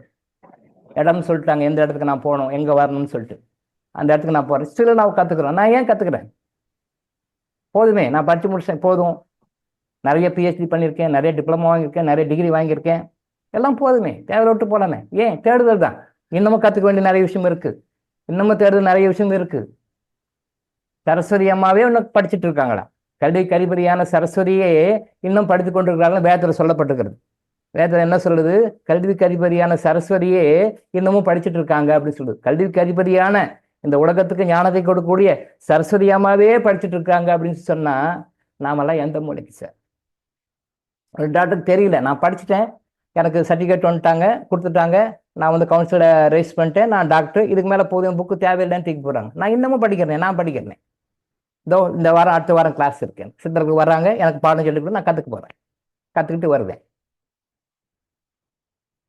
தேடுதல் சார், தேடுதல். நம்ம லைஃப்பை கற்றுக்கணும்னு சொல்ல முடியாது. அப்போ மெத்தப்படுத்த டாக்டர்ஸுக்கே தெரியலனாலும் நாம் சொல்லிக் கொடுக்குறோம். இந்த கேள்விக்கு பதில் சொல்லுங்கள், இந்த கேள்விக்கு டாக்டர்ஸை பதில் சொல்லுங்கள். இங்கே யாரையும் நான் குறைவெல்லாம் மதிப்பு சொல்லலை. நான் எப்பயுமே யார்கிட்ட எப்போ பேசணும், என்னை விட இருக்கிறவங்க, என்னை விட எல்லா வகைகளையும், எல்லா அந்தஸ்துலையும், எல்லா வகைகளையும் என்னோட உயர்ந்தவர்கள் இருக்காங்கன்னு வச்சு தான் நான் பேசுவேன். நான் தான் பெரிய ஆள், நான் தான் நம்ம டாக்டர் லாங்குவேஜ் சொன்னால் நான் தான் பெரிய லார்ட் டபக்கு தாஸு, நான் சொல்கிறது நீங்கள் கேளுங்க, அப்படிலாம் கிடையாது, எப்பயுமே கிடையாது. நான் அப்படி நினைக்கவே மாட்டேன், பேசவே மாட்டேன். நான் நீங்கள் முன்னாடி இருக்கிறவங்க எல்லாமே வெவ்வேறு பேர் கொண்ட வெவ்வேறு ஆத்மாக்கள். எப்போ 92 பேர் இருக்காங்க, அத்தனை பேர் என்னோட பெரிய லெவலில் இருக்கிறவங்க தான், எல்லா லெவல்லையுமே. படிப்பு, அந்தஸ்து, செல்வாக்கு, புகழ், பேர், ஞானம், அறிவு எல்லாத்துலேயுமே என்னோட பெரியவங்க இருக்காங்கன்னு நினச்சிட்டு தான் நான் பேசுவேன். எப்பயுமே என்னோட கீழே இருக்கிறவங்க யாரையும் நினைக்க மாட்டேன், எனக்கு கிளவும் நினைக்க மாட்டேன், என்னோட மேலே தான் நினைப்பேன். அப்படி தான் என்னை சித்தர்கள் வளர்த்துருக்காங்க. அப்போ அவர் சொல்கிறாரு, நீங்கள் ரத்தம் கொடுக்கறது தப்பான மெசேஜ். இப்போ நான் ஒரே ஒரு வார்த்தை சொல்கிறேன், இப்போ அவரை வச்சே பேசுகிறேன். இப்போ இருக்கிறா இல்லையான்னு எனக்கு தெரியல, பட் அவர் இருக்காருன்னு சொல்லி அவரை வச்சு ஃபோக்கஸ் பண்ணி பேசுகிறேன். நேம் சார் பேர் லோகேஸ்வர். லோகேஸ்வரன், எஸ் லோகேஸ்வரன் சகோதரர் இப்போ இருக்கார். நான் ஒரு தான் சொல்கிறேன், அண்டர்ஸ்டாண்டிங்காக சொல்கிறேன். இப்போ அவங்க வீட்டில் டூத் ப்ரஷ் பண்ணுறாங்க, எல்லாரும் டூத் ப்ரஷ் பல்லு வளர்க்குறாங்க. எல்லாரும் ஒரே ப்ரஷ்ஷில் வளர்க்குறாங்களா, வீட்டில் தனித்தனி ப்ரஷ் வளர்க்குறாங்களா? அவர் இருக்கிற மாதிரி நினச்சே பேசுகிறேன். அவர் இடத்துல எல்லாருமே நினச்சிக்கோம், அவர் வீட்டில் டூத் ப்ரஷ் இருக்குது, டூத் ப்ரஷ் வளர்க்குறாங்க. இவர் தனியாக ப்ரஷ் வச்சுருக்காரா, வீட்டில் எல்லாரும் ஒரே ப்ரஷ் வச்சு, வீட்டில் கணவன், மனைவி, அப்பா, அம்மா, பிள்ளைகள் எல்லாம் ஒரே ப்ரஷ் யூஸ் பண்ணுறாங்களா? கொஞ்சம் யோசனை பண்ணி பார்த்துக்கோ. சாப்பிட்றோம், தட்டு எல்லாரும் தனித்தனியாக போட்டு சாப்பிட்றாங்களா, இல்லை ஒரே பிளேட்டில் சாப்பாடு போட்டுட்டு அதை திருப்பி கழுவக்கூடாது, அந்த பிளேட்டே திருப்பி எல்லாரும் சாப்பிடணும். சாப்பிட்டு வராங்க அவங்க வீட்டில் சாப்பிடுவாங்களா? சார் சாப்பிட்றாரு, அவங்க ஒய்ஃப் சாப்பாடு போடுறாங்க, பரிமாறுறாங்க, ரைட் ஓகே சாப்பிட்றாரு, இவர் போய் தான் கை கழிக்கணும், அந்த பிளேட்டை கழுவக்கூடாது. உடனே அடுத்து வேறு போடணும், குழந்தைங்க சாப்பிடணும், வீட்டில் பெரியவங்க சாப்பிடணும், வேறு யாராக இருந்தால் சாப்பிடணும். பிளேட்டை கழுவக்கூடாது, திருப்பி அவங்கவுங்களே சாப்பிட்டுட்டு போயிடணும். சாப்பிடுவாங்களா சார்? உங்கள் ரிலேட்டிவ்ஸ் வராங்க, கெஸ்ட்டுங்க வராங்க, நாங்கள் சாப்பிட்ட பிளேட் தாங்க சாப்பாடு, இதை சாப்பிடுங்கன்னு சொல்லி சாப்பாடு போட்டு சாப்பிடுவாங்களா? சாப்பிட மாட்டோம். ஹோட்டலில் போகிறீங்க, ஹோட்டலில் சர்வர் உங்களுக்கு முன்னாடி இருக்கிற டம்ளர்லாம் எல்லாம் எடுக்கிறார். யாரோ உங்களுக்கு முன்னாடி சாப்பிட்ட டம்ளர் இருக்குது, அந்த டம்ளரில் தண்ணி ஊற்றி குடிங்க சார், நீங்கள் குடிப்பீங்களா? அந்த டம்ளர் எடுங்கன்னு சொல்லுவீங்க. உங்களுக்கு முன்னாடி ஒருத்தர் சாப்பிட்ருப்பாரு, அதே பிளேட்டில் அதை தூக்கி போட்டு அதே பிளேட்டில் உங்களுக்கு சாப்பாடு போட்டு சாப்பிடணும், நீங்கள் சாப்பிடுவீங்களா சார்? சாப்பிட மாட்டீங்க. அங்கே சாப்பிட்டு இதை இறங்கியிருந்தா கூட சர்வரை கூப்பிட்டு இதை எடுத்து கிளீன் பண்ணுன்றோம். ஏன் சார், அவரும் உங்களை மாதிரி மனுஷன் தானே சார், அவரும் உங்களை மாதிரி மனுஷன் தானே. அது சாப்பிட்ட தட்டு வேறு சர்வர் திருப்பி கொண்டு கொடுக்காரு, அந்த தட்டை ரிமூவ் பண்ணி க்ளீன் பண்ணிட்டு வேறு தட்டு வச்சா நீங்கள் சாப்பிட்றீங்க, இல்லைன்னா சாப்பிட்றதில்லை. சில ஹோட்டலில் போடுறாங்கன்னா அந்த வாழை இலை கிழிஞ்சிருக்கு, கிழிஞ்சுதான் சாப்பிட்டுக்கலாம், பட் இந்த வாழை இலையை ரிமூவ் பண்ணு, ஏன்னா வேறு யாரோ சாப்பிட்ட பிளேட்டு, அந்த பிளேட்டை வாழை இலை போடுறீங்க, வாழை இலை கிழிஞ்சு வேறு இலை போட்டு பார்த்து சாப்பிடுங்க. அவங்க எச்சில் பற்றக்கூடாது. ஒரு டீ கடைக்கு போனோம்னா கூட சில பேர் டம்ளரில் டீ போட்டு கொடுப்பாங்க, சில பேர் கப்பில் வேணும்னு கேட்பாங்க. கப்பில் கொடுங்க சார், சொல்லும் போதே ஆர்டர் கொடுங்க சார், கப்பில் கொடுங்க டீ அப்படின்னுவோம். ரொம்ப அவேர்னஸ். ஏன்னா கண்ணாடி டம்ளர்னா அதே கழுவி எவனோ சாப்பிட்ருப்பான், எவனோ குடிச்சிருப்பான், எவனோ சாப்பிட்ருப்பான், அதை போய் நாம் குடிக்கிறதா நினச்சிட்டு அது வேண்டாம் சார், கப்புனா ஃப்ரெஷ் கப்பு, நான் மட்டும் தான் டீ சாப்பிட்றேன் சார், அதனால டீ கொடுங்க சொல்லி டீ சாப்பிட்றோம். இப்படியெல்லாம் அடுத்தவங்களை எதுக்கு ஓரங்கட்டுறோம்? நம்ம கற்றுக்க வேண்டிய பாடங்களை, நம்ம உணர்ந்து கொள்ள வேண்டிய பாடங்களை, கற்றுக்கொள்ள வேண்டிய பாடங்கள் கற்றுக்கொள்வதற்கு நம்ம எங்கேயோ அமெரிக்காவுக்கோ, ரஷ்யாவுக்கோ, ஜப்பானுக்கோ போக தேவையில்லை. எங்கே நாடு விட்டு நாடு, மாநிலம் விட்டு போக, நம்மளை சுற்றியே இறைவன் வகுத்து இருக்கிறார். இறைவனுடைய சிஸ்டமே அப்படிதான். என்னுடைய சிஸ்டம் எப்படி வச்சிருக்கிறார்னா, நாம் வாழ்க்கையில் கற்றுக்கொள்ள வேண்டிய பாடங்களை, தெரிந்து கொள்ள வேண்டிய பாடங்களை, அறிந்து உணர்ந்து கொள்ள வேண்டிய பாடங்களை கற்றுக்கொள்வதற்காக நாம் எங்கேயும் வெளியே போக வேண்டாம். நம்ம சுற்றியே நம்ம சர்க்கிளே வச்சிருப்பாரு. எவ்வளோ திக்கா இருக்குமோ அவருக்கு சர்க்கிள். நம்ம தான் புரிஞ்சுக்கிறது இல்லை. அங்கே போய் அமெரிக்காவில் போய் படிக்கிறேன், ரஷ்யாவில் போய் படிக்கிறேன், ஜப்பானில் போய் படிக்கிறேன், நாம தான் நினச்சிக்கிறோம். இல்லை, எல்லாமே இங்கே கொடுக்கப்படுகிறது. நீ கற்றுக்கொள்ள வேண்டிய விஷயங்கள், தெரிந்து கொள்ள வேண்டிய ஞானம் எல்லாமே ஒன்று சுற்றி இங்கேயே கொடுக்கு, செலவே இல்லாமல் கொடுக்குது. நம்ம தான் புரிஞ்சுக்கிறதுல காஸ்ட்லியாக போகிறோம். என் பையனை அங்கே படிக்க வைக்கிறேன், என் பையனை இங்கே படிக்க வைக்கிறேன், நம்ம தான் செலவு பண்ணிட்டுக்கிறோம் தேவையில்லாமல். இப்போ லோகேஸ்வரன் ஃபேமிலியில் இதை ஃபாலோ பண்ணுவாங்களா? சாப்பிட்ட தட்டு யாரும் அது பிளேட்டை கழுவக்கூடாது, எல்லாரும் அவங்கவுங்க போட்டு சாப்பிட்டு போகணும். ஒரே ப்ரஷ், எல்லாரும் அதே ப்ரஷ் தான் யூஸ் பண்ணணும். பண்ணுவாங்களா சார்? உங்கள் குடும்பத்தை பண்ணுவாங்களா? ஏன் சார் பண்ண மாட்டாங்க? உங்கள் குடும்பம் தானே, உங்கள் ரத்த சொந்தங்கள் தானே, உங்கள் ரிலேட்டிவ்ஸ் தானே. உங்கள் ரிலேட்டிவ்ஸ் வரட்டும், நீங்கள் சாப்பிட்ட பிளேட்டு கழுவக்கூடாது, நீங்கள் கை கடிக்கலாம், பிளேட்டை கழுவக்கூடாது. இந்த போடுங்க சாப்பிடுங்கன்னு சொல்லி பாருங்க, சாப்பிட்றாங்க இல்லையா பாருங்க. உங்களை எப்படி என்ன சொல்லுவாங்க? நீங்கள் ஒருத்தர் வீட்டுக்கு போகிறீங்க, அவங்க வீட்டு சாப்பாடு போடுறாங்க, அவங்க சாப்பிட்ட பிளேட்டை கழுவாத அந்த பிளேட்டில் சாப்பாடு போட்டு நீங்கள் சாப்பிடுங்க. நல்லா உங்களுக்கு பிடிச்ச டிஷ் பண்ணுறாங்க, உங்களுக்கு பிடிச்ச டிஷ் பண்ணுறாங்க, நல்லா காஸ்டான டிஷ் பண்ணி அந்த பிளேட் வச்சு சாப்பிடுங்களா? நீங்கள் சாப்பிட மாட்டீங்க சார். சும்மா நம்ம நினச்சிட்டு இருக்கிறோம், அப்படி இல்லை. அப்போது ஒருத்தர் சாப்பிட்றாருன்னா அந்த ரத்தம் எப்படி உற்பத்தி ஆகுதுன்னா, நம்ம சாப்பிட்ற சாப்பாடு அதுக்குள்ளே டைஜஷன் ஃபார்ம் ஆகி நிறைய பேர் நினச்சிக்கிறோம் நம்ம அடுத்த நாள் டாய்லெட் போகிறோம், மோஷன் போகிறோம், க்ளீன் ஆகிடுது, right, okay, we are free from those food அப்படின்னு நினைக்கிறேன். அப்படி இல்லை. அந்த உணவு வெவ்வேறு வகையாக ரத்தமாக மாறுகிறது. அந்த உணவின் எசன்ஸு ஒருத்தர் பாடியும் 1 இயர் இருக்கும். ஏன் 1 இயர்ன்றது நான் பின்னாடி பின்வரும் வகுப்புகளை சொல்கிறேன். 1 இயர் ஏன்றது பின்வரும் வகுப்புகளை நான் உங்களுக்கு சொல்கிறேன். இப்போ சொன்னால் டைம் ஆகிடும். எதுக்காக 1 வருஷம் வச்சிருக்காருன்றது காரணம், நிறைய காரணம். ஏன் 365 நாள் ஒரு வருடம், ஏன் நம்ம பிறந்தநாள் கொண்டாடுறோம், ஏன் பிறந்தநாள் கொண்டாடணும், அது காரணங்கள் இருக்குது, நிறைய இருக்குது. பெரிய சப்ஜெக்ட் அது, கடல் அது. ஒரு சொம்பளை மொண்டு கொடுங்கன்னா கொடுக்க முடியாது. ஸோ இந்த ரத்தம் உற்பத்தி ஆகுது, நம்ம உடம்புல உற்பத்தி ஆகுது. பல நாட்கள் ப்ராசஸ் பிறகு, பல வகைகள் பிறகு ரத்தம் உற்பத்தி ஆகுது. நீங்கள் சாப்பிட்ட உணவு அது ரத்தத்தில் என்னெல்லாம் கலக்குது? யாரோ ஒருத்தர் டீ சாப்பிட்டு போகிறேன், அதை சாப்பிட மாட்டேன். யாரோ ஒருத்தர் சாப்பிட்டு போகிறேன், நான் சாப்பிடணும், வேறு வேணும்னு சொல்லி கேட்குறீங்களே. ஏன்? அவங்ககிட்ட ஏதோ ஒரு நெகட்டிவ் வருது, அவங்க எச்சில் படக்கூடாதுன்னு நீங்கள் நினைக்கிறீங்க. அப்படி பார்க்கும்பொழுது நீங்கள் சாப்பிட்ட உணவு, உங்களுடைய கர்மா, உங்களுடைய ப்ளஸ் மைனஸ் எல்லாமே உங்கள் பிளட்டில் இருக்கும். உங்கள் பிளட்டில் இருக்கும். அந்த பிளட்டை நீங்கள் இன்னொருத்தர் கொடுக்கும் பொழுது இந்த பிளட்டில் இருக்கிற நெகட்டிவ் அங்கே போகும், பாசிட்டிவும் போகும். பாசிட்டிவ் போகும், நெகட்டிவ் ரெண்டுமே போகும். பாசிட்டிவ் போகும், நெகட்டிவ். நான் பாசிட்டிவ் பற்றி பேசுறதில்லை. இன்பம், மகிழ்ச்சி, ஆனந்தம், அதை பற்றி யாரும் பேசுறதில்லை. இப்போ நம்ம துன்பத்தை பற்றி தான் பேசிட்டு இருக்கிறோம். இன்பத்தை பற்றி யாரும் பேசுறது கிடையாது. அது பேசவும் வேண்டாம்னு நினைக்கிறோம். அது சொல்லக்கூடாது, சொன்னால் கண் திருஷ்டி போட்டுவிடும். சொன்னால் இப்படியான்னு திருஷ்டி போட்டான்னு சொல்கிறது, ரைட், ஓகே. நெகட்டிவ் பற்றி பேசுவோம்.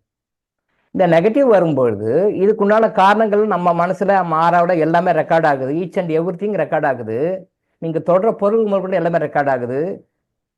கண்ணை யோகி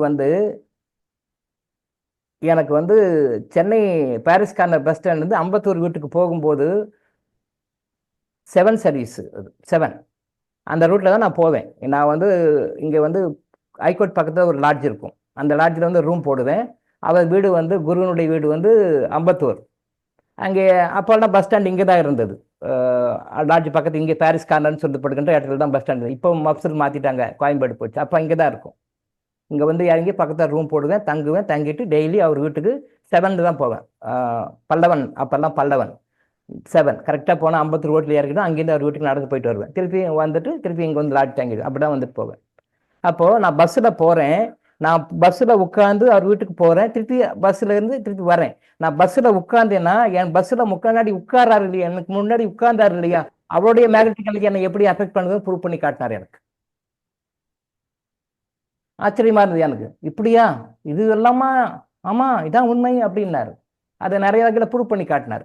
அதாவது நான் இங்கே சென்னை பாரிஸ் கார்னரில் பஸ் ஏறி உட்காடுறேன், அவர் வீட்டுக்கு போய் இறங்குறேன் அம்பத்தூர். தென் முடிச்சுட்டு அம்பத்தூர்ந்து வரேன், திருப்பி வரேன். அந்த பஸ் சீட்டில் எனக்கு முன்னாடி நிறைய பேசஞ்சர்ஸ் வந்திருப்பாங்க, நிறைய பேர் உட்காந்துருப்பாங்க, போயிருப்பாங்க. நான் அந்த சீட்டில் போய் உட்காடுறேன்.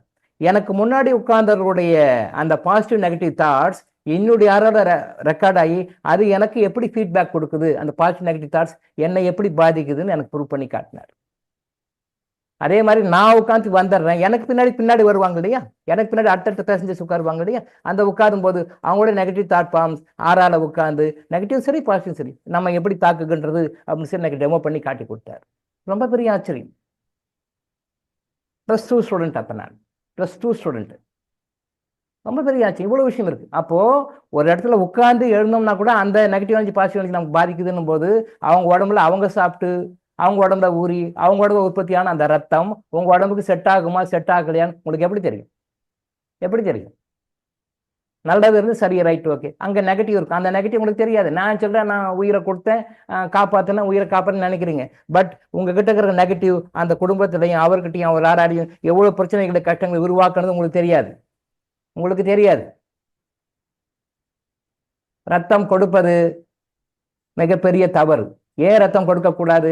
அவங்க சில பாடங்களை கற்றுக்கொள்வதற்காக சில புரிதல்களை புரிந்து கொள்ள வேண்டுவதற்காக அவங்க தீவிர கர்மா கழிப்பதற்காக அப்படி ஒரு பிரச்சனை வருது. நீங்கள் என்ன பண்ணுறீங்க, இறைவன் சட்டத்தை குறுக்க நுழைறீங்க. ரத்தத்தை கொண்டு போய் நான் கொடுக்குறேன்னு சொல்லி உள்ளே போய் கொடுக்குறீங்க, ரத்தத்தை கொடுக்குறீங்க, அவங்களை காப்பாற்ற நீங்கள் நினச்சிக்கிறீங்க. நீங்கள் என்ன பண்ணுறீங்க, அவங்களுக்கு ரத்தம் கொடுத்துருக்கணும் நெகட்டிவ் கர்மா நீங்களும் அனுபவிக்கிறீங்க. இந்த ரத்தத்தை இவங்ககிட்ட வாங்கி ஏற்றிக்கின கர்மா அவங்களும் ஏற்றிக்கிறாங்க, அவங்களும் கஷ்டப்படுறாங்க. நீங்கள் அவர் வந்து பொழைச்சிட்டார், காப்பாற்றிட்டார், அவர் பொழைச்சிட்டார், ரத்தம் கொடுத்து காப்பாற்றுங்க நீங்கள் நினைக்கிறீங்க. அது தவறு தவறு தவறு. அது வந்து லாஜிக்கலாக நான் சொல்கிறேன். உங்களுடைய நஷ்டங்கள் கஷ்டங்கள் நீங்கள் செஞ்ச கர்மா, நீங்கள் என்னெல்லாம் கொண்டு வந்தீங்க அது அத்தனையும் அவங்க ட்ரான்ஸ்ஃபர் ஆகும், அத்தனையும் ட்ரான்ஸ்ஃபர் ஆகும்.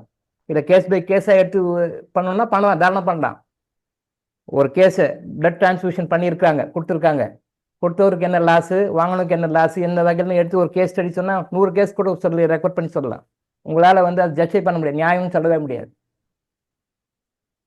நீங்களே உங்கள் வீட்டில் நீங்கள் சாப்பிடும்போது உங்கள் வீட்டிலேயே எல்லாரும் ஒவ்வொருத்தர் தனித்தனி ப்ரஷ் டூத் ப்ரஷ் யூஸ் பண்ணுவீங்க, ஒரே பிளேட் சாப்பிட மாட்டீங்க, வேறு பிளேட் சாப்பிடுவீங்க, வேண்டான்னு சொல்லி ஒதுக்கும் போது இன்னொருத்தரோட உடம்புக்கு ரத்தம் எப்படி சார் உங்களுக்கு ஒத்துக்கும்?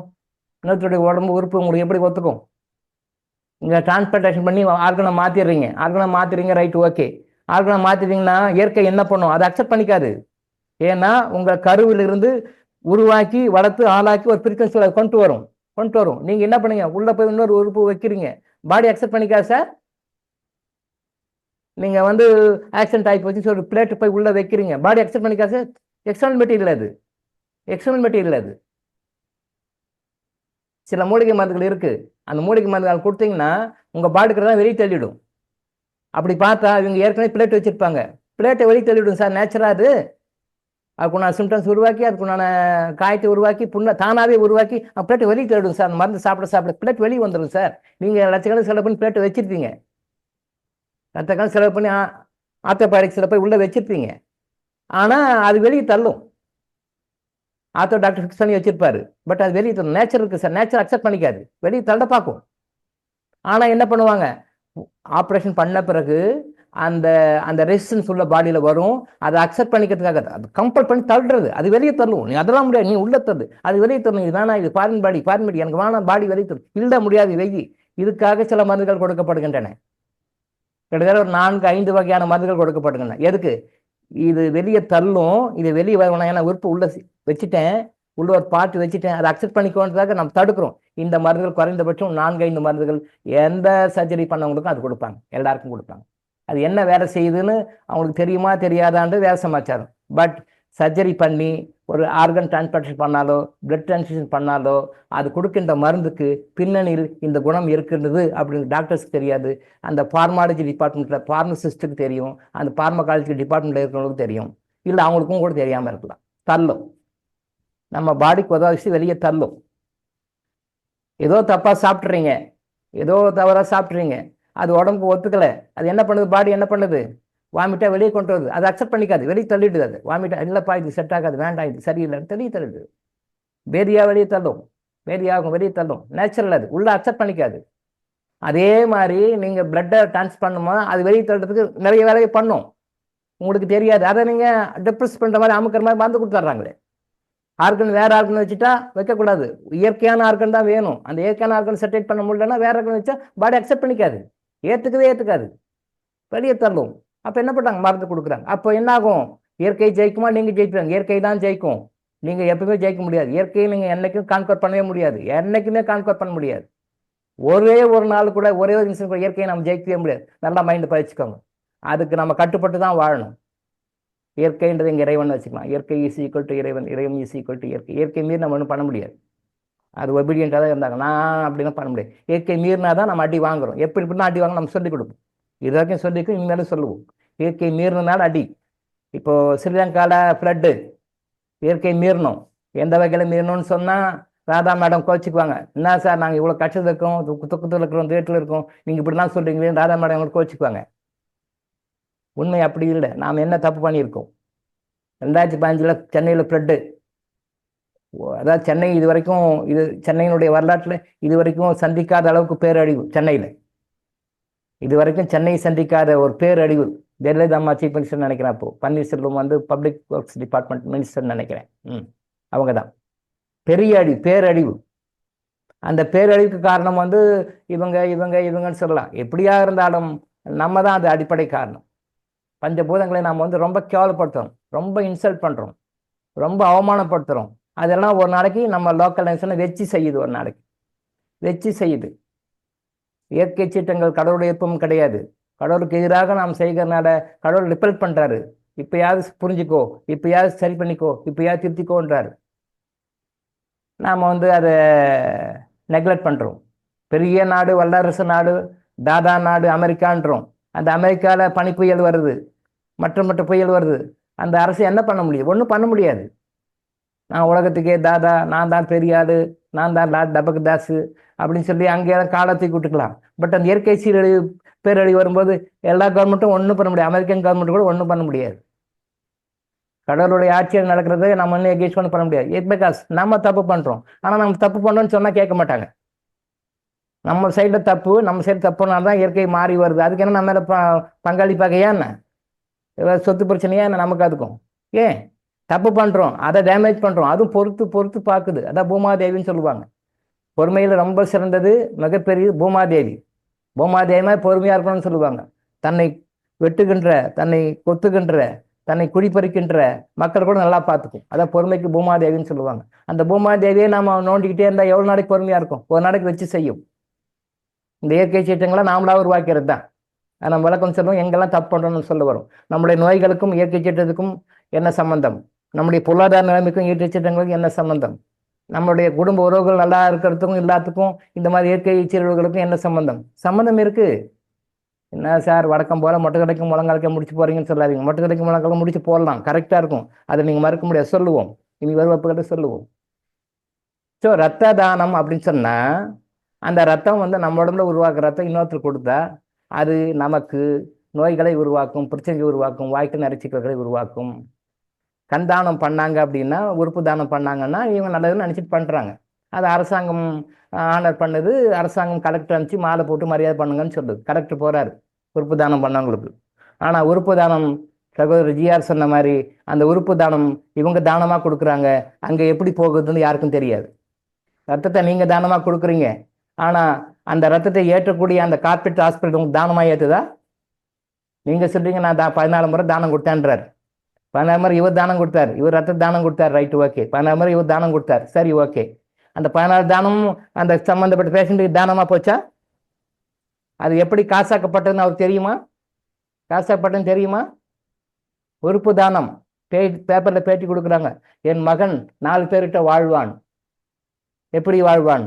ஒருத்தர்கிட்ட கண்ணாக வாழ்வாராம், ஒருத்தர்கிட்ட மூளையாக வாழ்வாராம், ஒருத்தர்கிட்ட ஹார்ட்டாக வாழ்வாராம். அவர் இறந்த இடத்துலேருந்து சென்னைக்கு அப்படியே ஃப்ளைட்டில் கொண்டு வராங்களாம். அது ரோடெல்லாம் டிராஃபிக்லாம் ஃப்ரீ பண்ணுறாங்களாம். எல்லாம் அப்படியே ஒரு பெரிய விஐபி அமெரிக்க ஜனபதி வந்தால் எப்படி பண்ணுவாங்க அதை மாதிரி அந்த ஆம்புலன்ஸ் வேனில் கொண்டு வராங்களாம். அந்த கிட்னியை ஹார்ட்டை கொண்டு வராங்களாம். கொண்டு வந்து ஒரு பெரிய கலாட்டா நடக்குது. டிராஃபிக் போலீஸ் இன்ஸ்ட்ரக்ஷன், அந்த உறுப்பை கொண்டு போய் கரெக்டாக போய் சேர்த்துறாங்களாம். உறுப்பை கொடுத்தவர் என்ன தானமாக கொடுக்குறார்? உறுப்பை பெற்றவர் எப்படி வாங்கினான்னு தெரியுமா உங்களுக்கு? உறுப்பை கொடுத்தவர் தானமாக கொடுக்குறார். சரி, பெருமைப்பட்டு தினத்தனி பேப்பரில் பேட்டியை போடுறார். என்னுடைய மகன் இறந்து விட்டான், ஆனால் அவன் மக்களிடம் வாழ வேண்டும். அவன் மூளையாக ஒருவரிடம் வாழ்வான், கண்களாக ஒருவரிடம் வாழ்வான், இருதயமாக ஒருவரிடம் வாழ்வான் அப்படின்னு இவர் பெருமைப்பட்டுக்கிறார். குடிசை வீட்டுக்கு தான் இவர் போனோம். இதை வாழ்வான் வாழ்வான் இவர் பெருமைப்பட்டுக்கிறார். அவ்வளோதான், கர்மாவை தான் சேர்த்துக்கிறார் இவர். இவருக்கு இல்லை, குடும்பத்துக்கே கர்மாவை சேர்த்துக்கிறார், பிள்ளைக்கும் கர்மாவை சேர்த்துக்கிறார். இந்த ஜனத்தை புரிதல் கிடையாது அவங்களுக்கு. அதை வாங்குகின்ற அந்த கார்பரேட் ஹாஸ்பிட்டல்ஸ் அதை தானமாக கொடுக்குறாங்களா? அது தர்மமாக கொடுக்குறாங்களா? அது பின்னாடி எத்தனை கோடிகள் பொருளுக்குன்னு தெரியுமா அவருக்கு? வெங்கடேஷா என்ன சார் அவருக்கு தெரியுமா? எத்தனை கோடி உள்ள பின்னால் நடக்குதுன்னு தெரியுமா சார் உங்களுக்கு? நீங்கள் தானம் கொடுத்துருக்கீங்க. சேலஞ்ச் பண்ணி நான் சொல்கிறேன், நீங்கள் கொடுத்த தானம் உரையாக்கப்பட்டு காசாக்கப்பட்டது. மறக்க முடியுமா உங்களால்? நான் வேணா ப்ரூவ் பண்ணுவேன் உங்களுக்கு. நீங்கள் தானமாக கொடுக்குறீங்க சார், அது விளையாக்கப்பட்டு காசாக்கப்பட்டது, கார்பரேட்டுகளை பணமாக்கப்பட்டது. எத்தனை பேருக்கு தெரியும்? யார் போய் ரத்தத்தை கொடுத்தாங்க? எந்த ஆர்கன் டோனராவது யாருக்கு என்ன கொடுத்தாங்க ரெக்கார்டு கொடுத்துருக்காங்கடா? இன்னாரு கொடுத்தோம்னு சொல்லியிருக்காங்கடா? கிடையாது. நீங்கள் பேட்டில் பெருமை, டிவியில் பேப்பரில் பெருமை தான். ஐயா என் பிள்ளைக்கு இதை கொடுத்தேன், அதை கொடுத்தேன், என் பிள்ளைய வாரி கொடுத்தேன் நான். இங்கே பெருமை தான். கர்மாவை சேர்த்துக்கிறீங்க. அது பணமாக்கப்படுகிறது. லேக்ஸ் இல்லை, க்ரோஸ், கோடிக்கணக்கான பணமாக மாற்றப்படுகிறது. நீங்கள் மாற்று உறுப்பு சிகிச்சை செய்கிறாங்களே, உறுப்பு கொடுக்குறாங்களே, அவங்க யாரும் ஃப்ரீயாக பண்ணல, காசுக்கு தான். அதை வாங்கிக்கிறாரே அவரும் காசுக்கு தான் கொடுக்குறார். அவர்கிட்டையும் காசு தான். அதை சர்வீஸ் பண்ற எல்லாரையும் காசு தான் கொடுக்குற. உங்களை தவிர நீங்க தான் இறைச்ச வாயர். இன்னும் சொன்னா நீங்க தான் இறைச்ச வாயர், மற்றவங்க எல்லாம் உஷார் பாட்டிங்க தான். இதை இறைச்ச வாயராக கொடுத்துட்டு கட்ட கர்மா வாங்கிக்கிறீங்க. நல்லா புரிஞ்சுக்கோங்க. இறைவனுடைய டிசைட் பண்ணி ஒரு வேக்ட் கொடுக்குறாருன்னா அது நம்ம குறுக்க நுழைஞ்சோம்னா நமக்கு தான் அடி விடும். சாதாரண அடி விடும், மரண அடி விடும். சாதாரண அடி இல்லை, மரண அடி. அதுக்கு எக்ஸ்பிளைன் சொன்னா 10 கிளாஸ் எக்ஸ்பிளைன் சொல்லலாம். என்ன பாவம் பண்ணாரு, என்ன செஞ்சாருன்னு பாஸ்ட் லைஃப்ல போய் பார்த்தா தெரியும். பார்த்தா தெரியும் எதனால உங்களுக்கு அந்த அந்த பிரச்சனை வந்திருக்குன்னு பார்த்தா தெரியும். அதை பார்த்தீங்கன்னா நீங்க கொடுக்கவே மாட்டீங்க. இது உனக்கு உனக்கு இன்னமும் வேணும், இதுக்கு மேலே வேணும்னு சொல்லிட்டு போவீங்க. உங்களுக்கு தெரியல, இன்னர் சைடு தெரியல, எக்ஸ்டர்னல் சைடு மட்டும் பார்க்குறீங்க. அதனால ஐயோ பாவனா தர்த்தம் கொடுக்குறேன்றீங்க. உங்களுக்கு இன்னர் சைடு தெரியல, எக்ஸ்டர்னல் மட்டும் பார்க்குறீங்க. ஆனால் என் உறுப்பு தானமாக கொடுக்குறேன்றீங்க. எந்த உறுப்பு நீங்கள் கொடுக்குறீங்களோ அடுத்த பிறவியில் உங்களுக்கு அந்த உறுப்பு இருக்காது, சத்தியமாக இருக்காது. இது மூட நம்பிக்கை கிடையாது, ஃபால்ஸ் கிடையாது. லாஜிக்காக பேசினா, ஒன்றுக்கு ஒன்று பேசினா அவர் ஒரு பாயிண்ட்டை கூட எடுத்து பேச முடியாது. அவ்வளோ போட்டு போட்டு அப்படியே புரியுது. இங்கே தர்க்கமெல்லாம் கிடையாது, தர்க்கம் வாதமெல்லாம் கிடையாது. இப்போ நான் கற்றுக்கிட்டு தான் பெருசு, நீ கற்றுக்கல அப்படின்லாம் கிடையாது. அதெல்லாம் அந்த ஈகோலாம் கிடையாது. இங்கே தர்க்கவாதம் வாதம் அப்படிலாம் கிடையாது. புரிய வைக்கிறேன், புரிதல். உங்களுக்கு புரிதல் இல்லை, எனக்கு புரிதல் கொடுத்துருக்காங்க. அந்த புரிதல் நான் சொல்கிறேன், புரிஞ்சுக்கங்க, அவ்வளோதான் புரிதல். அதான் புரிஞ்சுக்கங்க. ஒரு இறைவன் வந்து ஒரு பனிஷ்மெண்ட் கொடுக்குறாரு. இவன் இந்த பிறவியில இந்த உறுப்பு இல்லாம வாழணும். பிகாஸ் அவர் என்ன பாஸ்ட்ல பிறவியில பண்ணிருக்காருன்னு அவருக்கு தெரியும், உங்களுக்கு தெரியாது. அதனால அவர் கொடுக்க, அதை அனுபவிக்கணும். ஒரு இடத்துல சொல்றாரு, அப்ப அவங்களாம் இறந்துருவாங்களா, அப்ப இறக்குற நீங்க அலோவ் பண்றீங்களா, அப்ப நீங்க மட்டும் வாழணும், அவங்களாம் இறக்கணும்னு நினைக்கிறீங்களா? ஆமா ஆமா, கண்டிப்பா இறக்கதான் வேணும். ரத்தம் இதே இறக்கணும். மாட்டு உறுப்பு வேணுமா, இறக்கணும், இறந்தாகணும். நீங்க போய் எப்படி காப்பாற்ற முடியும்? எத்தனை நாள் காப்பாற்ற முடியும்? மைக்கேல் ஜாக்சன் விடவா சார்? மைக்கேல் ஜாக்சன் விடவா? அவரோடவா ஒருத்தர் ட்ரீட்மெண்ட் எடுக்க முடியும்? பிளட் டோனர்ஸ் கூட வச்சிருந்தார் சார். அவர் கூட ஒரு டீமே இருந்தது. அவருக்கு ஏதாவது ஒன்று ஆச்சுன்னா உலகத்திலேயே மைக்கேல் ஜாக்சன் ஆச்சு இன்னைக்கு வரைக்கும் யாரும் இல்லை. அந்த அளவுக்கு நான் இந்த வருஷம் இப்படி வாழணும், ஆரோக்கியமா வாழணும் அப்படின்றதுக்காக பில்லியன்ஸ்ல செலவு பண்ணி வச்சிருந்தாரு. உலகத்துல பெரிய தாதான்னு சொல்றமே அமெரிக்க ஜனாதிபதி, அவரு கூட இவ்வளவு ஃபெசிலிட்டிஸ் கிடையாது. அவரு கூட இவ்வளவு பெரிய ஃபெசிலிட்டிஸ் ப்ரொடெக்ஷன் கிடையாது. இங்கிலாந்து அரசின்னு சொல்றமே ராணி எலிசபெத், அவங்களுக்கு கூட இவ்வளவு கிடையாது. அவங்களையெல்லாம் மீறி, அவங்களையெல்லாம் தாண்டி அந்த செல்வாக்க மைக்கேல் ஜாக்சன் வச்சிருந்தார். சின்ன வயசுல போயிட்டார் சார், ஹார்ட் அட்டாக்ல. காப்பாற்ற முடியல சார், என்னென்ன பண்ணி பார்த்தா காப்பாற்ற முடியல. எல்லாமே இருந்தது. மைக்கேல் ஜாக்சன் ஹிஸ்டரி எடுத்து படிச்சு பாருங்க, உங்களுக்கு தெரியும். ஒன்றும் பண்ண முடியாது. உங்களுக்குன்னு அந்த டைம் வந்துச்சுன்னா யாராலையும் ஒன்றும் பண்ண முடியாது. நீங்க நினைக்கிறீங்க ஒரு ஆக்சிடென்ட் ஆகணும், வேற ஏதாவது பிரச்சனை வரணும், நோய் வரணும், நோய் வந்து இறக்கணும், அப்படிதான். தப்பு தப்பு தப்பு. 100% அப்படி கிடையவே கிடையாது. பிரிட்டிஷ்கார உள்ள வந்த பிறகு எல்லாம் சிஸ்டம் கொலாப்ஸ் ஆகிப்போச்சு. நம்ம பிறக்கும் போதே இறப்பதற்கான நேரம் குறிக்கப்படுகிறது. நம்ம பிறக்கும் பொழுதே இந்த டைம்ல, இந்த இடத்துல, இந்த சூழ்நிலை இப்படி இறக்கணும், ஏற்கனவே ஃபிக்ஸ் பண்ணி தான் நம்ம பூமிக்காக வரோம். வரும்போதே எந்த இடத்துல, எந்த நேரத்துல, எந்த மாதிரி சுச்சுவேஷன்ல எப்படி இறக்கணும்னு நிர்ணயிக்கப்பட்டு விட்டது ஏற்கனவே. அந்த டைமை தான் நம்ம ஹானர் பண்ணோம். Okay right. இரவில் தந்தவன் கேட்கின்றான், இல்லை என்றால் அவன் விடுவானா, கண்ணதாசன் பாட்டு.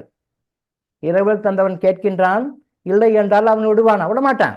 இரவு தந்தவன் கேட்கறான், இந்த பாடி அவன் தான் கொடுத்தான், அந்த பாடி கேட்கறான், கொடுத்துடணும். நம்ம டெனண்ட் தான், வாடகை தான், ஓனர் கேட்கிறாரு. நானே இதில் அப்படியே கூட்டாடிச்சுட்டு இங்கேயே இத்தனை வருஷம் இருப்பேன், கொடுக்க மாட்டேன்னு சொன்னா எகெயின்ஸ்ட் லா. அது இறைவன் இந்த பாடி கொடுக்குறாரு, சில பர்பஸ்க்காக கொடுக்குறாரு. 10 வருஷம் முடிஞ்சா பாடி ஹேண்ட் ஓவர் பண்ணிட்டு போயிடணும். கொடுக்க மாட்டேன்னு சொல்லக்கூடாது. கோர்ட்டு கேஸ் எல்லாம் போகக்கூடாது, செல்லாது. அது எந்த கோர்ட்டுக்கு போனாலும் ஜெயிக்காது, எந்த கோர்ட்டு போனாலும் செல்லாது.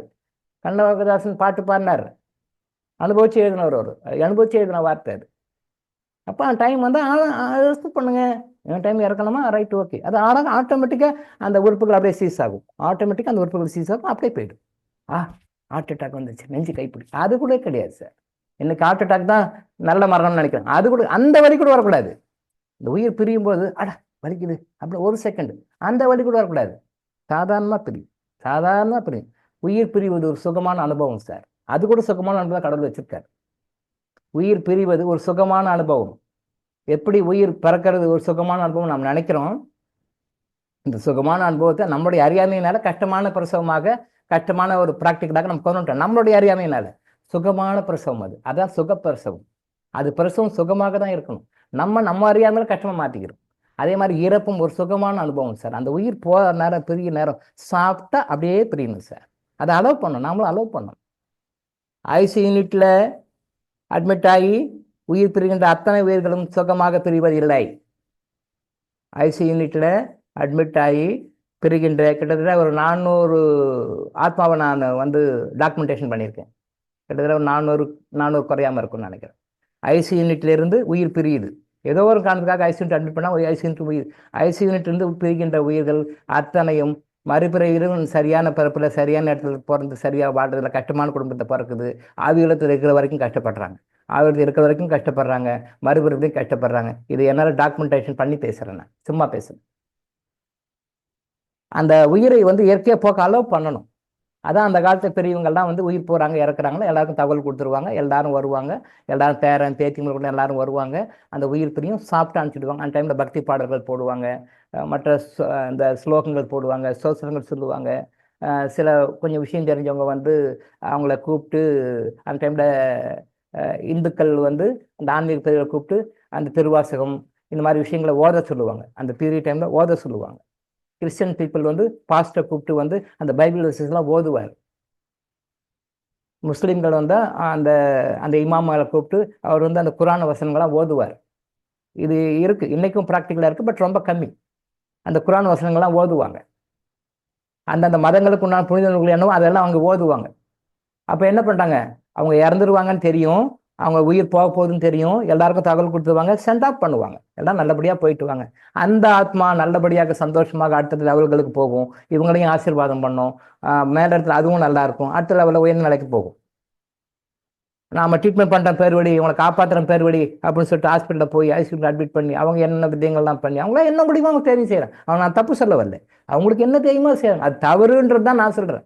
ஆன்மீக ரீதியாக அது தவறு. அதெல்லாம் பண்ணி ஒரு வழி பண்ணி கடைசியில் ட்ரீட்மெண்ட் பண்ணுங்க, எங்களால் காப்பாற்ற முடியுதுங்க, ஸோ சாரி அப்படின்னு ஒரு வார்த்தை சொல்லிடுவாங்க. போகும்போது இத்தனை லட்சம் பில் இருக்குங்க, இதை கொஞ்சம் கட்டிட்டு பாடியை எடுத்துகிட்டு போங்கன்னு சொல்லிடுவாங்க. நீங்களும் அத்தனை லட்சம் பணத்தை கட்டிட்டு பாடியை கொண்டு வாங்க. இது நெகட்டிவ் கர்மா. எந்த ஒரு உயிர் வீட்டிலிருந்து வெளியே ஆஸ்பத்திரி பிரிகின்றதோ அத்தனை ஆன்மாக்களும் ஆவியலத்திலும் சஃபராகின்றன. அடுத்த பிறகும் கட்டப்படுகின்ற சூழ்நிலைகளில் கட்டப்படுகின்ற குடும்பத்தில் பிறக்கின்றனன்னு புரிஞ்சுக்கோங்க. வீட்டில் இயற்கையாக அந்த உயிர் பிரியணும். வீட்டில் இயற்கையாக சுற்றுவட்டத்தோட என்ன ரிலேஷன்ஷிப் இருக்காங்களோ அவங்களாம் சேர்ந்து பால் கொடுப்பாங்க. எதுக்காக பால் கொடுக்குறாங்க தெரியுமா? பழைய ஸ்டூடெண்ட்ஸ் தெரியும், இப்போ வந்தவங்களும் தெரியாது. உயிர் போக அந்த இழுக்கும், உயிர் போகிறேன்னு இழுக்கும், போகிறேன்னு இழுக்கும், அது உள்ள இழுக்கும், இழுத்துட்டு இருக்கும். குட் கர்மாக்கும் பேட் கர்மாக்கும் அது ஒரு இது நடக்கும், அது என்ன ப்ராசஸ் அது நடக்கும். ஏற்கனவே சொல்லியிருக்கேன், உயிர் பிரிவதற்கு முன்பு ஒரு நாளைக்கு முன்பு அவங்க பிறவியில் என்னென்னலாம் அனுபவிச்சிருக்காங்க, என்னெல்லாம் செஞ்சுருக்காங்க, என்னெல்லாம் பண்ணியிருக்காங்க, நல்லது பண்ணியிருக்காங்க, கெட்டது பண்ணியிருக்காங்க, இதெல்லாம் நீங்கள் அனலைஸ் பண்ணி செய்த தப்புகளுக்கு மன்னிப்பு கேட்டு இப்போயாவது அடுத்த பிறவிக்கு நல்ல ஒரு நிலைக்கு போகிறதுக்குன்னு கடவுள் காட்டுவார். அது எத்தனை மாதம் கோமால் இருந்தாலும் சரி. நீங்கள் கோமால் பத்திருக்காருன்னு நினச்சிருப்பீங்க, உயிர் பிரிவதற்கு 24 நிமிஷத்துக்கு முன்னாடி இந்த ப்ராசஸ் நடத்துவார் கடவுள், அப்படியே ஓட்டி காட்டுவார். அது ஒரு டிஃப்ரெண்ட் டைமென்ஷன். அது அவர் வாழ்நாள் முழுசும் என்ன பண்ணாலும் அது ஒரு 10-15 நிமிஷத்தில் ஓட்டி காட்டுவாங்க. அது ஒரு டிஃப்ரெண்ட் டைம். அது இப்போ உங்களுக்கு புரியாது, ஆனால் அப்படி ஒரு சிஸ்டம் இருக்குது. நீங்கள் வாழ்நாள் முழுசும் அவர் பிறந்ததுலேருந்து இன்னைக்கு இறக்குற வரைக்கும் என்னென்னலாம் நல்லது பண்ணார், கெட்டது பண்ணார், என்ன பண்ணார், என்ன செஞ்சார், என்ன தப்பு பண்ணார், என்ன சரி பண்ணார், அத்தனையும் படமாக, ஆடியோவாக, வீடியோவாக, டெக்ஸ்டாக அவர் ஓட்டி காட்டப்படும். அவர் படிக்க தெரியாத கைநாட்டாக இருந்தாலும் அவர் புரியும். லாங்குவேஜோ படிப்பு எல்லாம் அங்கே தேவையில்லை. அதெல்லாம் இந்த உலகத்துக்கு தான். லாங்குவேஜ் படிப்பு அதெல்லாம் லாங்குவேஜ் தாண்டின படிப்பு தாண்டின ஒரு விஷயம். அந்த 24 நிமிஷத்துல யார் நீ திருந்து, அப்போ யார் நீ புரிஞ்சுக்கோ, அப்போ யார் நீ வளர்ந்துக்கோ அப்படின்னு சொல்லுவார். அப்போ கூட உணவா ஜென்மங்களும் இருக்குது, போய் கட்டுப்படுறவங்களும் இருக்குது, அட முடியாதுன்றவங்களும் இருக்காங்க, இல்லை அப்போவா தெரிஞ்சு புரிஞ்சுக்கணும் இருக்காங்க. ஸோ அந்த மாதிரி பிரிக்கின்ற உயிர்கள் தான் ஒன்று சந்தோஷமாக ஆத்மாத்மாக அடுத்த லெவலுக்கு போகும். நம்மளும் நல்லா இருப்போம், அவங்களும் நல்லா இருப்பாங்க, அடுத்த லெவலுக்கு போவாங்க. ஹாஸ்பிட்டல் டெட் பாடியாக கூட்டு வருகின்ற எல்லா பாடியுமே, எந்த பாடியாக இருந்தாலும் சரி, பாடியே டெட் பாடியாக வருதுனாலே அது நெகட்டிவ் தான். அந்த ஆத்மாவும் சீக்கிரம் முன்னுக்கு போகாது. அதை சார்ந்தவர்களுக்கும் ஆசீர்வாதம் கொடுக்கறதுக்கு நாட் எலிஜிபிள். ஆசீர்வாதம் பண்ண அவங்களுக்கு தகுதி கிடையாது. ஏன்னா அவங்களே கண்டாமினேட் போது அவங்க எப்படி ஆசீர்வாதம் பண்ண முடியும்? தகுதி கிடையாது. நல்லா புரிஞ்சுங்க. ஹாஸ்பிட்டல் ஐசியூலேருந்து வர பாடி எல்லாமே இதே பாடி தான். அது யாராக இருந்தாலும், அது எம்ஜிஆராக இருந்தாலும் சரி, ஜெயலலிதா அம்மாவாக இருந்தாலும் சரி, கருணாநிதியாக இருந்தாலும் சரி, மைக்கேல் ஜாக்சனாக இருந்தாலும் சரி, அமெரிக்க ஜனாதிபதி இருந்தாலும் சரி, எந்த நாடாக இருந்தாலும் சரி, யாராக இருந்தாலும் உடம்பை விட்டு உயிர் பிரிகிற இடம், அதாவது உடம்பை விட்டு உயிர் பிரிகின்ற இடம், நேரம், இது எல்லாமே நிறைய விஷயங்களை காட்டி கொடுக்குது. தர்மசாஸ்திரம் சொல்லுது, ஒருவனுடைய உயிர் அவன் பிறந்த இடத்துல பிறக்காம, அதாவது இறக்காம வேற இடத்துல இறக்குறாங்க அப்படின்னு சொன்னா அதனுடைய பிறப்புகள் எப்படி இருக்கும் தெளிவா எழுதியிருக்காங்க. தன்னுடைய வீட்டில், தன்னுடைய சொந்த வீட்டில் உயிர் பிரியல அப்படின்னா அது ஒரு தோஷமாக காட்டப்படுகிறது. எங்கேயோ ஒரு இடத்துல போய், எங்கேயோ ஒரு ஹாஸ்பிட்டல்ல, எங்கேயோ ஒரு இடத்துல போயிட்டு இறந்து வராங்க. பட் இங்க கோடிக்கணக்கில் சொத்து இருக்கும், 10,000 தலைமுறைக்கு சொத்து இருக்கும். ஆனா ஹாஸ்பிட்டலுக்கு போயிட்டு ஹாஸ்பிட்டல்லேருந்து வருவாங்க, டெட் பாடியா வீட்டுக்கு வரும், வேன்ல வந்து இறக்கிட்டு போவாங்க. அப்புறம் சென்டிமெண்ட்டா வீட்டில் கொண்டாட வச்சுட்டு அப்புறம் பப்ளிக் அனௌன்ஸ்மெண்ட்லாம் கொண்டு போயிட்டு அப்புறம் இறச்சிடுவாங்க. இதான் நடக்குது. ஆனா இந்த மாதிரி ஆஸ்பத்திரியில் உயிர் பிரிகின்ற அந்த ஆத்மாக்கள் என்ன மாதிரியான நெகட்டிவ் கர்மாவை கொண்டு செல்கின்றன, எந்த வகையெல்லாம் பாதிக்கின்றன, அவை ஆவியத்தில் வாடுகின்ற காலத்தில் எப்படி சஃபர் ஆகிறாங்க, அடுத்த பிறையில போகும்போது எந்த மாதிரியான கஷ்டமான சூழ்நிலையில் இருக்கக்கூடிய குடும்பத்தில் குழந்தைகளாக பிறந்து அதை போக்குவார்கள், அந்த கஷ்டத்தை போக்க ட்ரை பண்ணுவாங்க, கர்மாவை தீர்ப்பாங்கன்றது தெளிவாக சாஸ்திரம் சொல்லியிருக்கிறது. இது டெக்ஸ்ட் புக்காக உங்களுக்கு இல்லை, அஸ்டலாக எடுத்து டெரிவ் பண்ணி எடுக்கலாம், டவுன்லோட் பண்ணி எடுக்கணும். ஆனால் டவுன்லோட் பண்ணி எடுக்க தெரிந்தவங்க சித்தர்கள், டவுன்லோட் பண்ணி எடுக்க தெரிஞ்சவங்க சாதாரண மனிதர்கள்.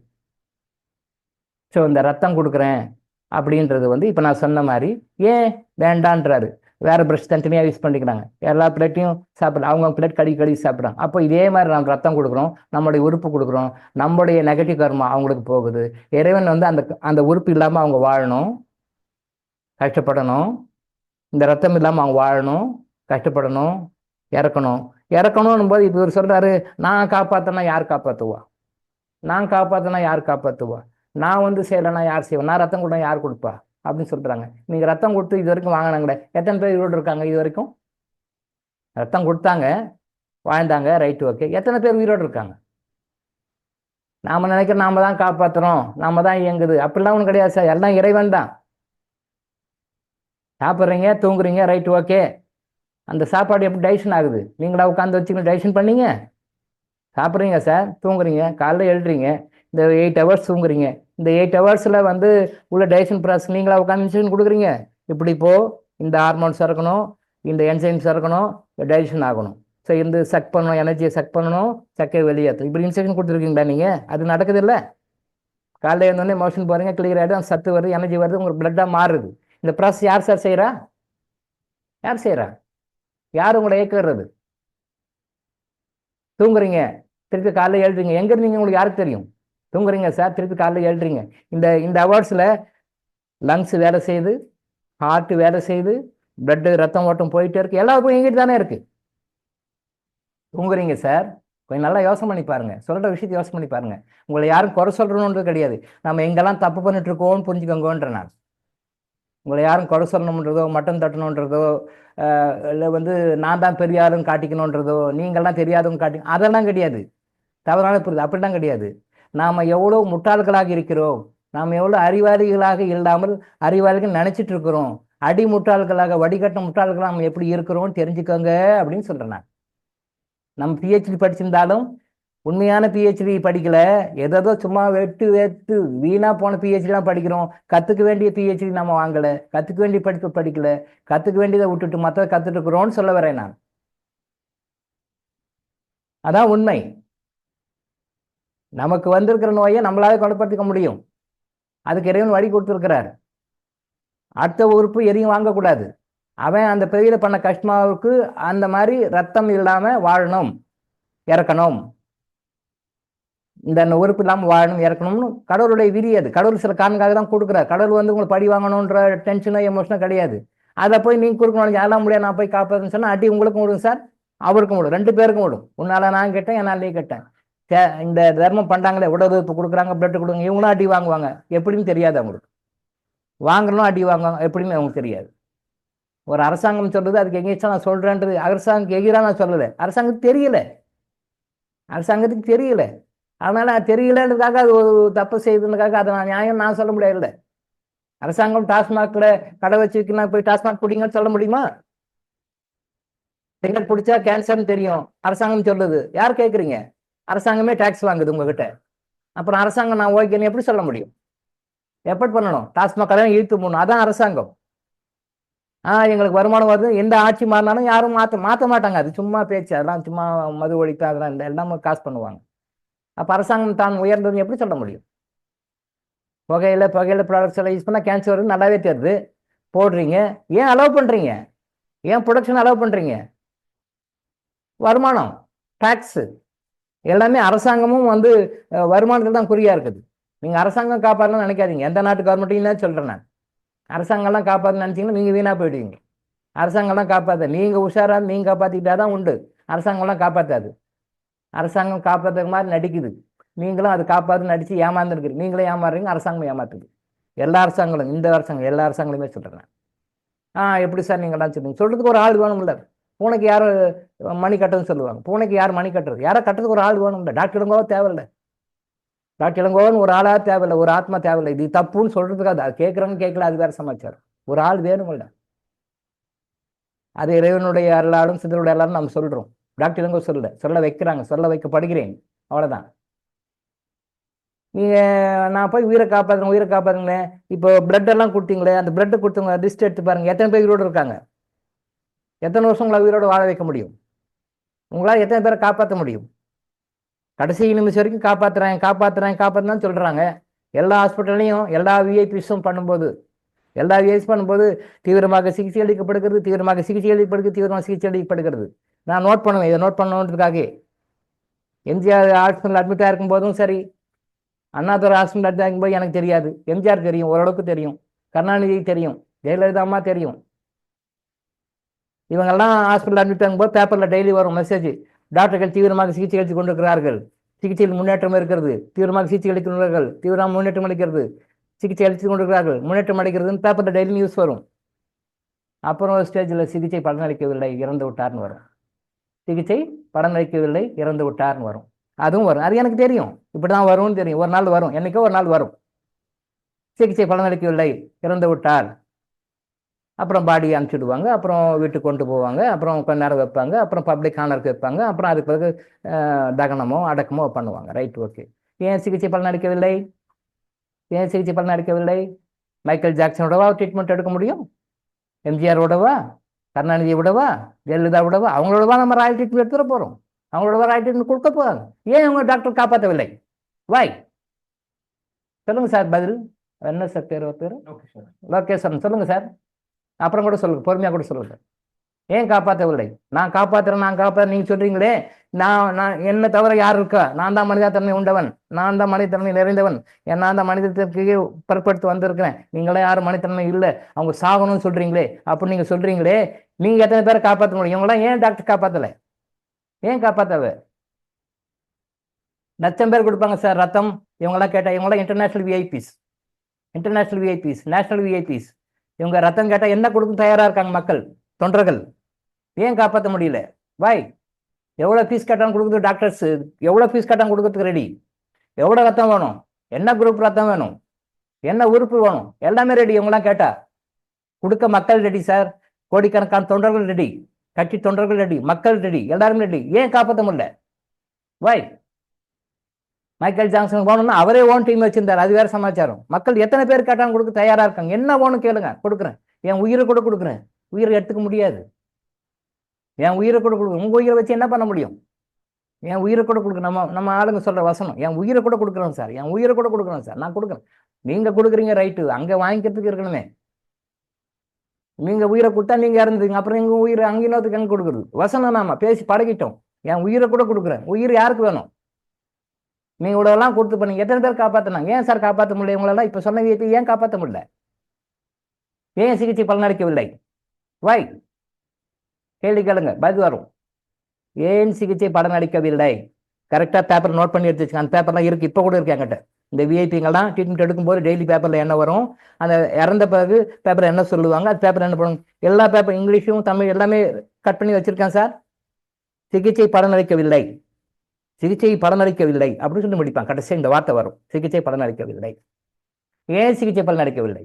இறைவன் அந்த உயிர் ஆத்மா இந்த பூமியில எவ்வளவு நாள் இருக்கணும்னு சொல்லி அந்த பர்மிஷன் கொடுத்துருக்காரோ, ஆத்தரைசேஷன் கொடுத்துருக்காரோ, அந்த டைம் வரைக்கும் தான் நீங்க கொடுக்கறதெல்லாம் பலன் அளிக்கும். அந்த டைம் வரைக்கும் தான் நீங்க கொடுக்கறதெல்லாம் பலன் அளிக்கும். அந்த டைம் வந்துச்சுன்னா நீங்க என்ன ராயல் ட்ரீட்மெண்ட் கொடுத்தாலும் பலன் அளிக்காது, எந்த மாட்டு உறுப்பு வச்சாலும் பலன் அளிக்காது, எந்த ரத்தம் கொடுத்தாலும் பலன் அளிக்காது, நீங்க உயிரியே கொடுத்தாலும் அக்செப்ட் பண்ணாது. பிகாஸ் இங்க இறைவன் தான் ஜெயிப்பார், கிரியேட்டர் தான் ஜெயிப்பார். அவரு ஒரு டைம் வச்சு அனுப்புறார். இந்த நாள், இந்த டைம், இந்த இடத்துல, இந்த சுச்சுவேஷன்ல உயிர் பிரியணும்னு சொல்லி போட்டு ஏற்கனவே ஆல்ரெடி பிக்சட். அந்த டைம்ல நீங்க அலோவ் பண்ணணும். நீங்க அலோவ் பண்ண மாட்டேன்னா அது எடுத்துக்கும். அப்பதான் சிகிச்சை பலனளிக்கும். அது வரைக்கும் சிகிச்சை பலனளித்தது. அப்ப ஏன் அந்த மொமெண்ட்ல ஏன் சிகிச்சை பலனளிக்கவில்லை? அந்த நேரம் வரைக்கும் சிகிச்சை பலனளிச்சது. காலையில் நியூஸ் சொல்றாங்க. எப்ப சொல்றாங்க? காலைல 10 மணிக்கு சொல்றாங்க. நல்ல ஆரோக்கியமா இருக்கிறார், சிகிச்சை சிறப்பாக போய்கொண்டிருக்கின்றது, ஓய்வு பெற்று வந்து விடுவார், டாக்டர்கள் நம்பிக்கைன்னு சொல்றாங்க. காலைல 10 மணிக்கு. 4 மணிக்கு டிக்ளேர் பண்றாங்க இறந்துட்டாருன்னு சொல்லி டிக்ளேர் பண்றாங்க. அதுவும் இந்த மாதிரி விஐபிஸ் டிக்ளேர் பண்ணா டக்குலாம் பண்ண மாட்டாங்க. அவங்க லேட்டாக தான் பண்ணுவாங்க. அது நிறைய பேர் தெரியாது. இறந்துட்டாருன்னா அவன் இந்த டைம்ல இறந்துட்டாருன்னு சொல்ல மாட்டாங்க. அது கொஞ்சம் எல்லாம் யோசனை பண்ணி இன்னும் வேற நிறைய செட்டப் எல்லாம் நிறைய இருக்கு. அது இன்னர் ஒர்க்கெல்லாம் நிறைய இருக்கு. அது மக்களுக்கு, சாதாரண மக்களுக்கு தெரியாது. விஐபிஸ் எல்லாம் இறந்தாங்கன்னா அது அந்த டைம் இவங்க சொல்ற டைம் வேற, ரியலாக அவங்க இறந்த டைம் வேற. கிளைவான்ஸில் போய் நான் பார்த்துக்குவேன்.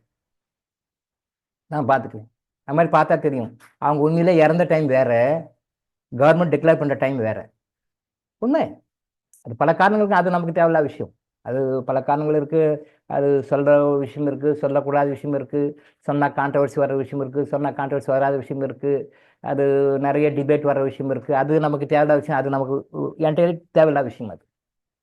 பட் விஐபிஸுங்கெல்லாம் இறக்குறாங்க அப்படின்னு சொல்லி உங்களுக்கு சொன்னாங்க அப்படின்னு சொல்லி சொன்னா, அவங்க சொன்ன நேரத்துக்கும் அவங்க டிக்ளேர் பண்ற நேரத்துக்கும் உயிர் பிரிந்த நேரத்துக்கும் நிறைய வித்தியாசம் இருக்கு.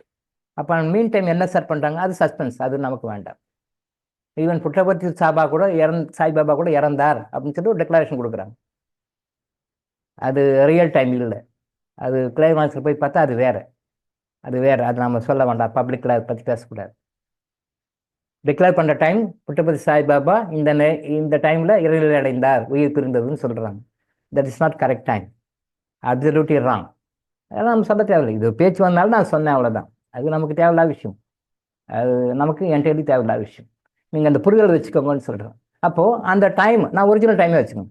அந்த டைமில் ஏன் அவர் சிகிச்சை பலனளிக்கவில்லை? பிகாஸ் கடவுள் கொடுத்த கடு முடிவடைந்து விட்டது.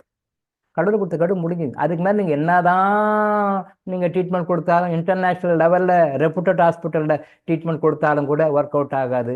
அந்த டைம் முடிஞ்சு போச்சு. அப்போ அந்த டைம் வந்துருச்சு, முடிஞ்சு போச்சுன்னும் போது அதுக்கு ஏதாவது ஒரு காரணம் வரும். ஆனால் காரணம் இல்லாமல் உயிரிழக்க முடியும். ஆனால் இப்போ இன்னைக்கு காலகட்டத்தில் ஏதாவது ஒரு காரணம், ஒரு நோய் வந்துருச்சு, இது பத்தலை, அது பத்தலை, இது பத்தலை, அது பத்தலை அப்படின்னு ஒரு பிரச்சனை. அப்போ அந்த அம்மாவுக்கு அந்த டைமில் அந்த பிளட்டு கிடைக்கல, பிளட் இல்லாமல் அவங்க அனிமிக்கில் வேற சில பாதிப்பு வந்து இறக்கணும் விதி. அலோவ் பண்ணுங்க சார், அலோவ் பண்ணுங்க. உடம்பு சரியில்லையா, ஹாஸ்பிட்டல் இருக்காரா, ஐசியூ இருக்காரா, அதெல்லாம் அலோவ் பண்ணாதீங்க. அந்த டைம் வந்துச்சுன்னா ஆட்டோமேட்டிக்காக அவங்க உயிர் பிரியும். அதை அலோவ் பண்ணுங்க சார், விடுங்க. அதெல்லாம் முடியாதுன்னா நாம ஜெயிக்க மாட்டோம், தோத்துருவோம். தோக்கிறதோட இல்லை, நிறைய பனிஷ்மெண்ட் வேற உண்டு, நிறைய பனிஷ்மெண்ட் வேற கிடைக்கும். ஆனால் தயவு செஞ்சு நான் கூட சொல்லியிருக்கேன், கொஞ்சம் நீங்கள் ஒரு 5ஆம் கிளாஸ் 6ஆம் கிளாஸ் மாதிரி வந்து அந்த பக்குவத்துக்கு வந்தீங்கன்னா எப்படி இறக்குறது, எப்படி இறக்கணும், எப்படி நம்ம உயிரை அலோவ் பண்ணணும், போகிறதுக்கு அலோவ் பண்ணணும், எப்படி வந்து பிளஸ்ஸிங்கோட, மற்றவங்களுடைய பிளஸ்ஸிங்கோட நம்ம உயிரை நம்ம சண்டை பண்ணணும், நாமளும் இறக்கணும், எப்படி இறக்கணும் கூட சொல்லி கொடுக்குறேன் சார். என்ன சார் காலங்காத்தால வந்து அபசகனமாக பேசுறீங்கன்னு சொல்லாதீங்க. அது வாழ்க்கையின் ஒரு பகுதி. சட்டையை கழட்டி மாட்டிட்டு வரோம், வேற சட்டை போடுறோம், சட்டையை கழட்டி மாட்டு வேற சட்டையை போடுறோம். அது மாதிரி ஒரு உடம்பு சார், அது மாதிரி ஒரு உடம்பு. அப்போ பாயில் பேசிட்டுனாலேயே ஒன்றும் ஆகிடாது. அந்த ட்ரெஸ்ஸு டெய்லி மாற்றுறோம், குடிச்சிட்டு வரோம், டெய்லி ட்ரெஸ்ஸு மாற்றுறோம். ஆனால் உடம்பு அதே உடம்பு, அதே டாக்டர் இளங்கோ தான். டாக்டர் இளங்கோன்ற நபர் அதே நபர் தான். ஆனால் டெய்லி ட்ரெஸ்ஸை மாற்றுறாரு, குடிச்சிட்டு வந்து ட்ரெஸ்ஸை மாற்றுறாரு. ஆமாம், ட்ரெஸ்ஸு மாற்றுற மாதிரி தான் நம்ம பாடி. ஒரு பிறகு மாற்றிட்டே இருக்கும். அந்த ஆத்மா அதே ஆத்மா தான், அதே ஆத்மா தான். அந்த அத்தனை லெவலுக்கு போக விடுங்க. நான் அனுப்ப மாட்டேன், விட மாட்டேன், பண்ண மாட்டேன் அப்படின்னு சொல்லிட்டு நம்ம தான் பிரேக் பண்ணிட்டுருக்குறோம். ஸோ சகோதரர் வந்து எப்படி அவங்க வீட்டில் எல்லாரும் ஒரே ப்ரஷ் யூஸ் பண்ணலையோ, எப்படி ஒரே பிளேட்டில் சாப்பிட்டு கடுவா பிளேட்டில் எல்லாரும் சாப்பிட மாட்டாங்களோ, அதே மாதிரி இன்னொருத்தரோட பிளட்டு இன்னொருத்தருக்கு பொருந்தாது. அது இன்னொருத்தருடைய எச்சில் தானே சார், இன்னொருத்தருடைய தானே. ஏதாவது ஒரு ஃபங்க்ஷனில் பேசும்போதோ பண்ணிட்டோ அவர் வாயிலிருந்து ஒரு பேசும்போதோ ஒரு துளி எச்சில் போட்டால் நம்ம அப்படியே பார்க்குறோமா இல்லையா? என்ன பேசும்போது எச்சில் போட்டுடுச்சே, துடைக்கிறோமா இல்லையா? ஒரு எச்சில் பட்டுச்சுன்னா துடைக்கிறோமா இல்லையா? ஒரு எச்சில் பட்டுட்டாக்க துடைக்கிறோமே, ஐயோ இன்னொருத்தர் எச்சில் படுது அப்படின்னு சொல்லி துடைக்கிறோமே. அப்போ அவர் உடம்புல இருக்கிற ரத்தம் மட்டும் எப்படி ஏற்று விட்டுக்கலாம்? கொஞ்சம் யோசனை பண்ணி பாருங்க, கொஞ்சம் ரிவர்ஸ் போய் பாருங்க சார். ஒரு எச்சில் போட்டா ஒன்றும் இல்லை, ஒரு டீ கடையில் போறீங்களா சாப்பிட்றீங்க, ஏதோ ஆச்சுன்னு தும்முறாரு, அவர் தும்மிடுறாரு, அவர் பட்ட சளி கொஞ்சம் அவர் மேலே பட்டுடுது, ஒரு பிளேட்டு பட்டு, நீங்க சாப்பிடுவீங்களா? சாப்பிடுவீங்களா? ஒரு ஸ்டார் ஹோட்டல் சார், ஒரு ஸ்டார் ஹோட்டல், 7 ஸ்டார் ஹோட்டல், ஒரு மீட்டிங் நடந்தது, எக்ஸ்போர்ட் மீட்டிங் நடக்குது, எல்லாமே நல்ல வெல் டு டு பீப்புள், எல்லாமே கொண்டு டெலிவரி கொடுக்குறாங்க, எல்லாரும் பஃபேல போய் எல்லாரும் சாப்பிடுவாங்க. நான் வந்து சொல்லிவிட்டு, நான் பஃபேல போய் லைனில் நிற்க மாட்டேன், நான் எப்பவுமே நான் சர்வ் எனக்கு நான் டேபிள் இருக்கேன், எனக்கு கொண்டு வந்து கொடுங்க, அவரும் ஜூஸ் கொண்டு வந்து கொடுக்குறா, நான் சாப்பிட்ருக்கேன். ஆப்போசிட்டில் எல்லாமே நல்லா வெல் டு டு பீப்புள், யாரும் சாதாரண பீப்புள் கிடையாது. காஃபி அவங்க வந்து பஃபேல அவங்க கையில் கொண்டு வராங்க, நான் அந்த படம் கிடையாது, எனக்கு பிடிக்காது அது, நீங்கள் கொண்டு வந்து கொடுங்கன்னா அவர் கொண்டு கொடுப்பேன், நான் சாப்பிட்டுருக்கேன், ஜூஸ் சாப்பிட்டுருக்கேன். எனக்கு ஆப்போசிட்டில் இண்டஸ்ட்ரியலிஸ்ட், எல்லாம் பெரிய இண்டஸ்ட்ரியலிஸ்ட் சாப்பிட்ருக்காங்க. சாப்பிடும்போது தும்மிட்டார் சார், அப்படி தும்மிட்டாரு. தும்மிட்ட உடனே அந்த ஸ்ப்ரெட் ஆகி அந்த சளி துகள் வந்து கொஞ்சம் அவர் மேலே பட்டுடுச்சு, தட் இஸ் அந்த சாப்பிட்ற கப்பு மேலே பட்டுடுச்சு. இவருக்கும் சங்கடமாக போச்சு, அவருக்கும் சங்கடமாக போச்சு. 2 பேருமே சாரி சார்னு சொல்லிட்டு 2 பேரும் திருப்பி கொண்டு போய் வச்சுட்டு திருப்பி வேற கொண்டு வந்து சாப்பிட்டாங்க. ரியலாக நடந்த விஷயம், இப்போ ஒரு 2-3 months பேக். ரியலாக சாப்பிட்றாங்க, அவர் தவறி தும்மிட்டாரு. தும்மும்போது கொஞ்சம் ஸ்ப்ரெட் ஆகி அந்த துகள்கள் சொல்லுவீங்க, அந்த பார்ட்டிகிள்ஸ் கொஞ்சம் மேலே பட்டுடுச்சு. அவர் ரொம்ப ஃபீல் பண்ணார், சாரி சார், எனக்கு தெரியாமல் அடக்க முடியல சார், தும்மிட்டேன் சார். பரவாயில்ல சார், ஓகே அப்படின்னு சொல்லிட்டு என்ன பண்ணாங்க, 2 பேரும், இவரும் சரி அவன் 2 பேரும் கொண்டு போயிட்டு திருப்பி போட்டு கையாளன்னு கழுவிட்டு அடுத்ததை வந்து காஃபி வாங்கிட்டு வந்து சாப்பிட்றாங்க. சாதாரணமாக ஒரு சளி தும்மல் தும்மிட்டாரு, அதுக்கே அது வேணான்னு சொல்லிட்டு இவரும் சரி அவங்க 2 பேரும் கொண்டு போயிட்டு கழுவிட்டு வந்து சாப்பிட்றாங்க. அப்படின்னும் போது உங்கள் உடம்புல ஊறின ரத்தத்தை செடைவா எச்சில் பட்டாலே தப்பு. எச்சில் பட்டை பேசும்போது சில பேர் எச்சில் பட்டுருது, பட்டு தொடச்சிக்கிறாங்க, ஐயா சார் கொஞ்சம் தூரமாக நின்று பேசுங்க சார், பேசும்போது சில பேருக்கு அப்படி தான் இருக்கும். அதுக்கே வேணாம் போது அவங்க ரத்தத்தை எடுத்து நம்ம உள்ள விட்டுக்கிறோமே, அது எச்சிலா இல்லையா? எச்சிலா இல்லை. நீங்கள் கொடுத்துக்கலாம் பேர் வேற, அந்த தானம்னு நீங்கள் சொல்லலாம், தர்மம்னு நீங்கள் சொல்லலாம், அது அவங்களும் ஏற்றுக்கலாம், உயிர் வாழன்னு நினைக்கலாம். அது இன்னொருடைய எச்சிலா எச்சில் இல்லையான்னு நீங்கள் டிசைட் பண்ணி சொல்லும். அது இன்னொருத்தருடைய எச்சில் இல்லையா? அப்போ சாதாரண எச்சில் போனால் நீங்கள் அதை வந்து வேண்டான்றீங்க, அது அசூயையாக, அது அசிங்கமாக நினைக்கிறீங்க, அது தேவையில்லாத விஷயமாக நினைக்கிறீங்க, அது அழுக்காக நினைக்கிறீங்க. ஆனால் அதே ரத்தத்தை எடுத்து புனிதமாக உள்ள விட்டுக்கிறீங்க, எப்படி சார் ஆகும்? எச்சில் என்ன, ரத்தம் என்ன, ரெண்டும் ஒன்று தானே. எச்சில் one of the product, blood is another form of product. எச்சில் ஒரு ப்ராடக்ட், பிளட் ஒரு ப்ராடக்ட். எச்சில் படக்கூடாது, அவர் தும்முனா அந்த பார்ட்டிகிள்ஸ் நம்ம மேலே படக்கூடாது, அவருடைய எச்சில் படக்கூடாது, அதெல்லாம் ஹைஜீனிக்காக இருந்தா அவர் ரத்தத்தை மட்டும் நான் எடுத்து உள்ளே விட்டுக்கணும், அது எச்சில் கிடையாதா? ஏன் சார் விட்டுறீங்க? தப்பு தானே அது. இந்த வரைக்கும் நம்ம இன்னைக்கு இதோட பிடிச்சிக்குவோம், நாளைக்கு நான் மீண்டும் சந்திப்போம். கொஞ்சம் யோசனை பண்ணி சொல்லுங்கள், நாளைக்கு இதை கண்டினியூ பண்ணி தொடருவோம். கர்மாவுக்கும் தர்மத்துக்கும் சம்மந்தம் இருக்கு, தர்மத்துக்கும் இந்த சப்ஜெக்ட்டுக்கும் சம்மந்தம் இருக்கு. அது லிங்க் பண்ணி தான் சொல்லுவோம். டிவியேட் ஆகணும்னு யாரும் நினைக்காதீங்க, நம்ம டிவியேட் எல்லாம் ஆகலை, தர்மத்தோடு சம்மந்தப்பட்டது தான் விஷயம். தர்மத்தை சரியாக புரிந்து கொள்ள வேண்டும்ன்றதுக்காக, அது புரிதலுக்காக தான் இதை பற்றி பேசுகிறோம். இந்த கொஸ்டினை வச்சுக்கோங்க. ஒரு எச்சில் படக்கூடாது, அசூயை. ஒரு சளி தும்மல் படக்கூடாது, அசூயை. ஆனால் அவங்க பிளட்டை மட்டும் எடுத்து உள்ளே போட்டுக்கலாம், அது தர்மம். நாமளும் தர்மமாக கொடுக்கலாம், எச்சில் சந்தோஷமாக துப்பலாம், எச்சில் தர்மமாக கொடுக்கலாம், தானம் தர்மம் நாம் சொல்லிக்கிறோம். அதே எச்சில் அவங்களும் சந்தோஷம் வாங்கிக்கிறாங்க, அது பெரிய கடவுளே ஆசீர்வாதம் பண்ணிட்டாரு, ரத்த கொடுத்து காப்பாருன்னு நினைக்கிறோம். இது மூட நம்பிக்கையா, முட்டாள்தனமா, அறிவாளித்தனமான்னு நீங்கள் யோசனை பண்ணுங்க. நாளைக்கு நான் பேசுவேன். இன்னைக்கு இதோட முடிச்சுக்கோ, நாளைக்கு நான் மீண்டும் சந்திப்போம். நன்றி, வணக்கம். நன்றிங்க சார். ஹலோ சார், ஒரு சொல்லுங்க சார். Sir Narayanan sir. சொல்லுங்க சார். சார், ஒரே ஒரு டைம் நான் பிளட் வந்து தாத்தாக்கு வேணும்னு சொல்லிட்டு கொடுத்துருக்கேன் சார், ஒரு 10 வருஷம் முன்னாடி. அவரு 99 வயசுல இறந்தாரு. சரி சார். நான் ஒரே ஒரு டைம் ஹாஸ்பிட்டல் போனப்ப அவருக்கு தேவைன்னு சொன்னாங்க. சரி, நான் ஒரே ஒரு டைம் வந்து எங்க தாத்தாக்கு கொடுத்துருக்கேன். சரி சார். அதுக்கு என்ன சார், அது நீங்களும் ஃபீல் பண்ண வேண்டாம், நான் ஃபீல் பண்ண வேண்டாம், தப்பு இல்லை. அது நீங்கள் அது வந்து ரொம்ப ஃபீல் பண்ண வேண்டாம், கில்ட்டி ஃபீல் பண்ண வேண்டாம். நாளைக்கு இது நீங்கள் நாளைக்கு காலைல வந்தோம் இது சொல்லுங்க, நான் எக்ஸ்பிளைன் பண்ணுறேன். அது ஒன்றும் ஒரி பண்ணிக்க வேண்டாம், அது ஒன்றும் தப்பு இல்லை. பட் அது வந்து ஒரு ப்ரொஃபஷனலாக பிஸ்னஸாக கொண்டு போயிட்டாங்கன்றது தான். பட் தாத்தாவுக்கு அது தப்பு கிடையாது, பட் கொடுத்துருக்க தேவையில்லை. பிகாஸ் தாத்தா வந்து தெரியல சார், தெரியாம அறியாமல தப்பு பண்றான், தப்பு கிடையாது. நான் என்ன சொல்றேன், ஒரு தெளிதல் புரிதலுக்காக தான் கொடுக்குறோம். அது அந்த விஷயம் எதுக்காக கொடுக்குறோம்னா, அவர் வந்து அந்த சொன்ன ஒரே ஒரு வாக்கியத்துக்காக தான். அவர் ஜிஆர் சொன்னாரு, சரியான விஷயம் சொல்லிக்கிறாரு, அதை புரிஞ்சுக்கல. நீங்க எல்லாரும் மக்களுக்கு ராங்க கைடன்ஸ் பண்றீங்க, தவறான வழிகாட்டுதல் பண்றீங்கன்ற அந்த ஒரே ஒரு வார்த்தைக்காக தான் இவ்வளவு பேசணும் சார். தவறான வழிகாட்டு நாம் செய்ய மாட்டோம். அவர் சொன்னது 100% கரெக்ட். அவர் புரிஞ்சுக்கிறாரு. ஆனா அவரோட நான் மெத்த படிச்சேன்னு சொல்ற அந்த அந்த சார் புரிஞ்சுக்கல. அவர் புரிஞ்சுக்கல, மத்தவங்க புரிஞ்சுக்கல. அவர் நினைக்கலாம் ஜிஆர் என்னோட கம்மியா படிச்சவர் அவர் சொல்லிட்டாரு. அவர் சொன்னது சரியான விஷயம். நீங்க அவரோட மேல படிச்சிருக்கலாம், மத்த படிச்சிருக்கலாம், ரொம்ப படிச்சிருக்கலாம், பெரிய ஆளா கூட இருக்கலாம், தப்பு இல்லை. ஆனா அவர் புரிஞ்சுக்கொள்ள விஷயம் நீங்க புரிஞ்சுக்கலையே. எங்க அவர் தான் PhD, நீங்க 0 தானே. அந்த சம்பந்தப்பட்ட நபர் பேர் என்ன சார்? லோகேஸ்வரன் 0 தானே. அவரு சார் இங்க PhD தானே. புரிதல் இல்லை சார். அந்த டைம்ல நாம உயிரை காப்பாற்றணும். யாரெல்லாம் காப்பாற்ற முடியாது சார். யாரும் காப்பாற்ற அந்த டைம் வந்து அவங்க போகத்தான் வேணும். அவங்கவுங்க ஒரு கர்மாவோட தான் வந்திருக்கிறாங்க. அவங்க ஒரு கர்மாவோட தான் வந்திருக்கிறாங்க. அந்த கர்மா தீர்த்து முடிச்ச உடனே கரெக்டா போயிடுவாங்க. நாம அவங்க மூலமா வந்திருக்கோம், நம்ம மூலமாக மற்றவங்க வந்திருக்காங்க. அவ்வளவுதான். நாம வந்து கேரியர்ஸ், அவ்வளவுதான். அதுக்காக நான் ரத்தம் கொடுத்து காப்பாத்தேன். நான் ரத்தம் கொடுத்து தாத்தாவை எவ்வளவு நாள் காப்பாற்ற முடியும்? உங்களால எவ்வளவு நாள் காப்பாற்ற முடிஞ்சது? நான் எதர்ச்சியா நான் போன டைம் அவங்க கேட்டாங்க சார், சரின்னு கொடுத்து.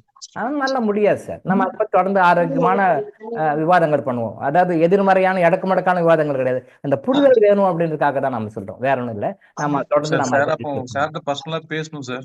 பேசலாம் சார், கண்டிப்பா பேசலாம் சார். ரைஸ் நான் பண்ணி கேட்டேன் சரி சார். நீங்க சார்ட்ட சொல்லி ஆசை தம்பி சாப்பிட்டு எடுக்கீங்களா? பதிவு பண்ணிருக்கீங்களா? சரி, பண்ணுவோம் சார், பேசுவோம், கண்டிப்பா பேசுவோம் சார், கண்டிப்பா பேசுவோம். நன்றி, வணக்கம்.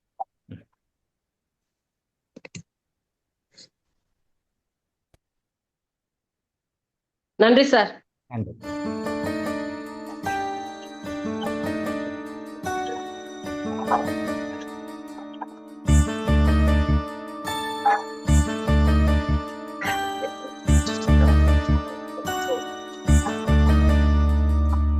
எப்போது நீ